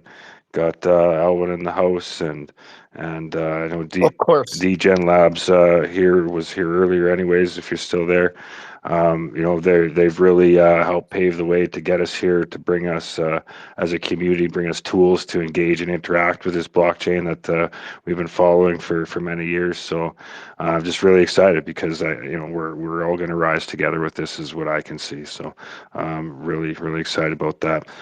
So last call for any questions, or Mike, Reza, anything you want to add before we go? Last thing I'll say, there's exciting times ahead, and I appreciate everybody, your patience and understanding, and we're here to support you guys, and we're working hard to make sure that we're realizing a bigger vision than anybody else out there. So appreciate it very much. Love to hear it. I'll be breaking this down on my YouTube channel maybe later tonight in a live stream format. Do some recorded videos. Also, a lot of things to share and be excited about. Beyond just the vote in the short term. This is a great story to get the whole ecosystem fired up. In my opinion, this is a great time and opportunity for us. So, articulate. Spontaneous show today, but the X has got the co-host working finally. We've been waiting weeks and weeks for the co-host to work for you again. So happy to have you back up here. Anything to add before we wind things up? Thank you. Yes, Chris. Thank you, Mike. Thank you, Reza, and everyone that came asked questions. L1, thank you.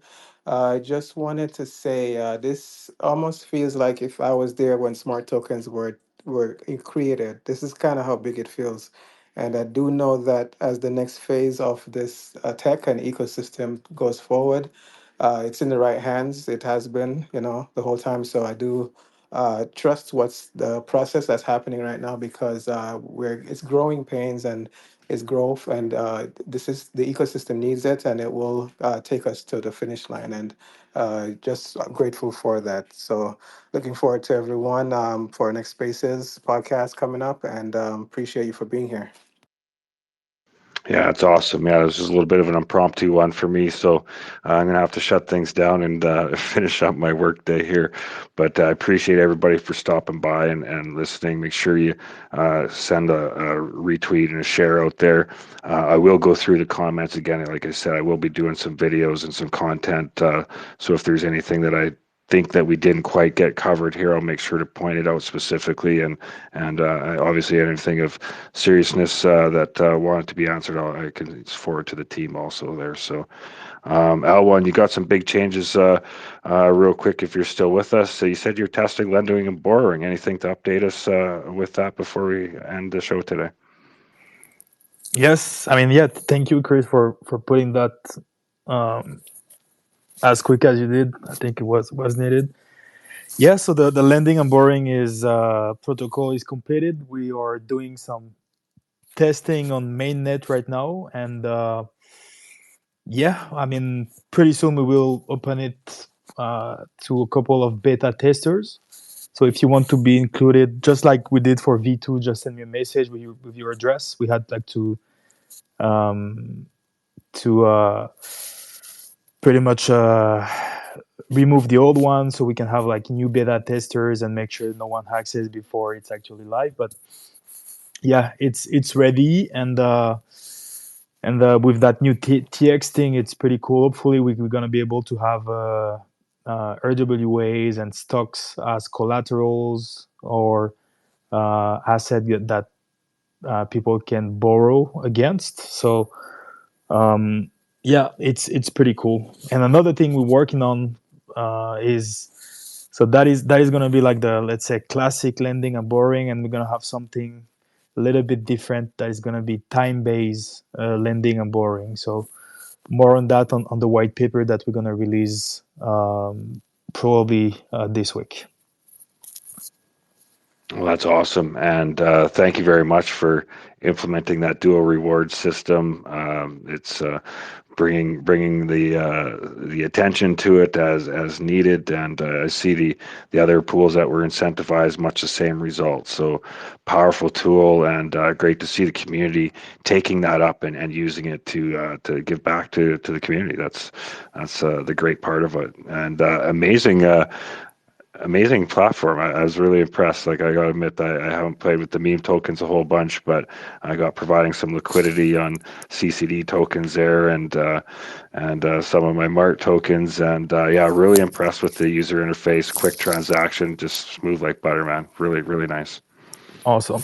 Yeah, hopefully, I mean, the goal is to bring all the liquidity that is on Osmosis and those other chain back to Coreum. So that was the goal with that protocol. And yeah, thank you for the trust. And pretty soon we're gonna have like a self-serve UI where you can add your rewards automatically. Because right now you have like to send it to us first, and then we provide it to the pool. But it's actually permissionless, so anyone can add the reward that they want, and we're gonna make a UI for that as well pretty soon.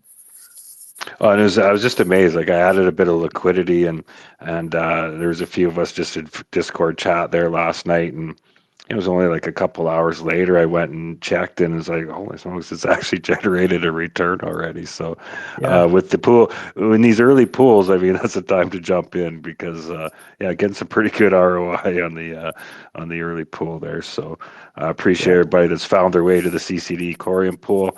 We're gonna do what we can as a community to bring some liquidity there, get the slippage a little bit better for the rewards. Our next snapshot's coming up here in the spring snapshot here in March. So there'll be more tokens to potentially liquidity provide. So make sure you turn your notifications on phone. Follow Coreum DAO. Also, how we vote at Coreum Community DAO is how the community votes. So you head to our Discord. There's a poll up there right now to vote on current proposal 29, and that's how we vote. I myself have expressed in this show here that I support the move and the process. It's important everybody use their own vote if possible, but just come by, throw your vote in there, let us know how you think. Gives some guidance as far as the community validator vote there for you. All right. Well, with that, I think we'll wrap it up. It's been a great pop-up show here. I definitely will be back 12 p.m. on a Sunday for our usual X space, and just start meme token here the other night. You can find that on my YouTube channel and on X there. And yeah, it's just great to see what he's building, taking advantage of the cruise control platform. And if there's ever a need for an edu meme, here we go. We got a brand change, a whole bunch of new platforms. I'm excited to dive into this tx.org webpage. There's a bunch of little things I caught on there I'd like to look in further. So I can imagine some smart token smart meme token posts coming up from Articulate and project there. So thanks again, everybody, for your support. I will be putting out a live stream probably late tonight, just to have a little chat after I've had a chance to go through all the documents here. It's been a great conversation. Thanks for all the comments, questions. I will go through them as stated. For now, we will wrap things up. So peace and prosperity for you all. Is never going to be public, because if anybody got a hold of it, any competitor saw that, they'd run with it and they'd steal our ideas. So yes, the answer is yes, we will communicate more. I think we now have the right path forward to be able to communicate what exactly we're working on, but we're still going to be a business, and we're still going to be strategic with how we communicate. As it relates to cards, yes, we're working on that. It's not an easy thing to solve, because we can either build it ourselves or we can rely on a partner to build it for us. And we've had conversations with potential partners that actually have gone very well. I think launching TX will actually open up those opportunities again to add things like a card. And especially with an RWA marketplace, if we can link that to a card, it's going to be a no-brainer. And I think, now that we have TX, or hopefully soon to have TX, I think those conversations, in addition to many others, are going to open right back up.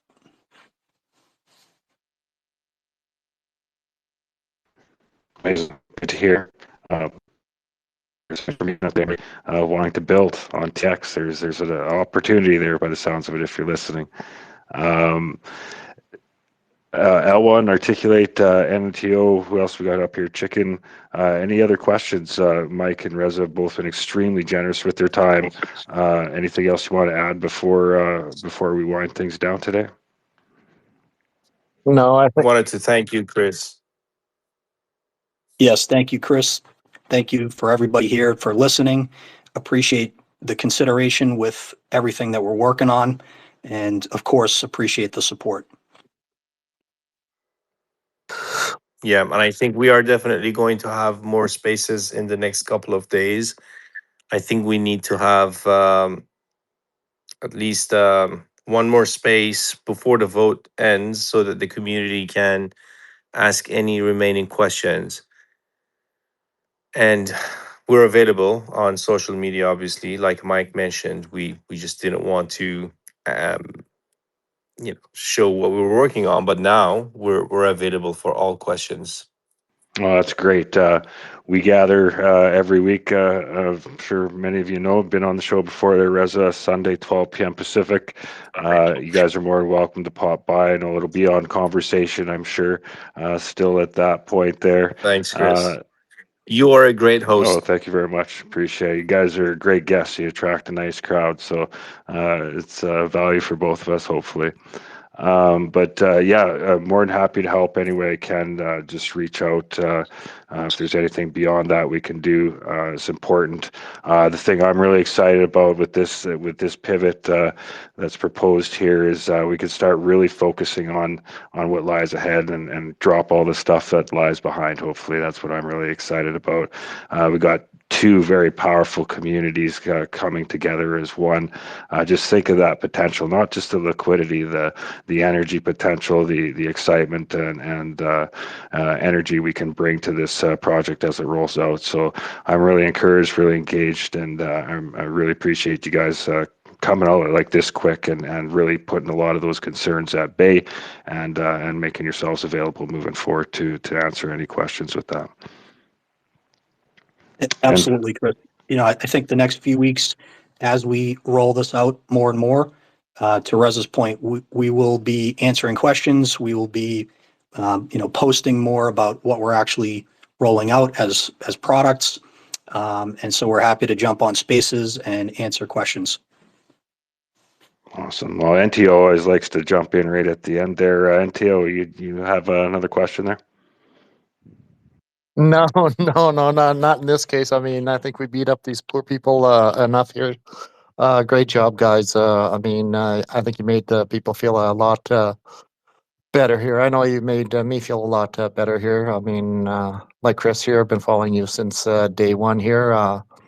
Always thought the world of this, of Solo and. Last thing I'll say, there's exciting times ahead, and I appreciate everybody, your patience and understanding, and we're here to support you guys, and we're working hard to make sure that we're realizing a bigger vision than anybody else out there. So appreciate it very much. Love to hear it. I'll be breaking this down on my YouTube channel. Maybe later tonight in a live stream format. Do some recorded videos. Also, a lot of things to share and be excited about. Beyond just the vote in the short term. This is a great story to get the whole ecosystem fired up. In my opinion, this is a great time and opportunity for us. So, Articulate. Spontaneous show today, but the X has got the co-host working finally. We've been waiting weeks and weeks for the co-host to work for you again, so happy to have you back up here. Anything to add before we wind things up? Thank you, yes, Chris. Thank you, Mike. Thank you, Reza, and everyone that came asked questions. L1, thank you. I just wanted to say this almost feels like if I was there when smart tokens were created. This is kind of how big it feels, and I do know that as the next phase of this tech and ecosystem goes forward, it's in the right hands. It has been, the whole time. So I do trust what's the process that's happening right now because it's growing pains and it's growth and this is the ecosystem needs it and it will take us to the finish line and just grateful for that. So looking forward to everyone for our next Spaces podcast coming up and appreciate you for being here. Yeah, it's awesome. Yeah, this is a little bit of an impromptu one for me, so I'm gonna have to shut things down and finish up my work day here. But L1 said you're testing lending and borrowing. Anything to update us with that before we end the show today? Yes, I mean, yeah. Thank you, Chris, for putting that um, as quick as you did. I think it was needed. Yeah. So the lending and borrowing is protocol is completed. We are doing some testing on mainnet right now, and yeah, I mean, pretty soon we will open it to a couple of beta testers. So if you want to be included, just like we did for V2, just send me a message with your address. We had like um, to pretty much remove the old one so we can have like new beta testers and make sure no one hacks it before it's actually live. But yeah, it's ready and with that new TX thing, it's pretty cool. Hopefully, we're gonna be able to have RWAs and stocks as collaterals or asset that people can borrow against. So yeah, it's pretty cool. And another thing we're working on is so that is gonna be like the, let's say, classic lending and borrowing, and we're gonna have something a little bit different that is gonna be time-based lending and borrowing. So more on that on the white paper that we're gonna release probably this week. Well, that's awesome, and thank you very much for implementing that dual reward system. Yeah, hopefully, I mean, the goal is to bring all the liquidity that is on Osmosis and those other chain back to Coreum. So that was the goal with that protocol. And yeah, thank you for the trust. And pretty soon we're gonna have like a self-serve UI where you can add your rewards automatically. Because right now you have like to send it to us first, and then we provide it to the pool. But it's actually permissionless, so anyone can add the reward that they want, and we're gonna make a UI for that as well pretty soon. And I was just amazed. Like we're gonna do what we can as a community to bring some liquidity there, get the slippage a little bit better for the rewards. Our next snapshot's coming up here in the spring snapshot here in March. So there'll be more tokens to potentially liquidity provide. So make sure you turn your notifications on phone, follow DAO. All right. Well, with that, I think we'll wrap it up. It's been a great pop-up show here. I definitely will be back 12 p.m.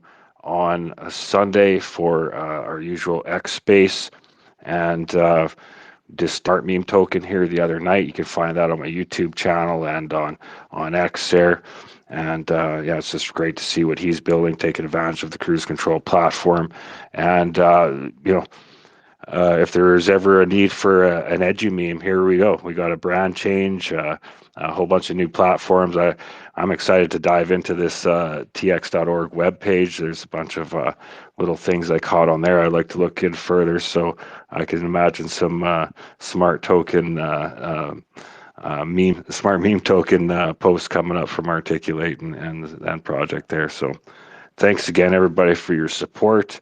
I will be putting out a live stream probably late tonight just to have a little chat after I've had a chance to go through all the documents here. It's been a great conversation.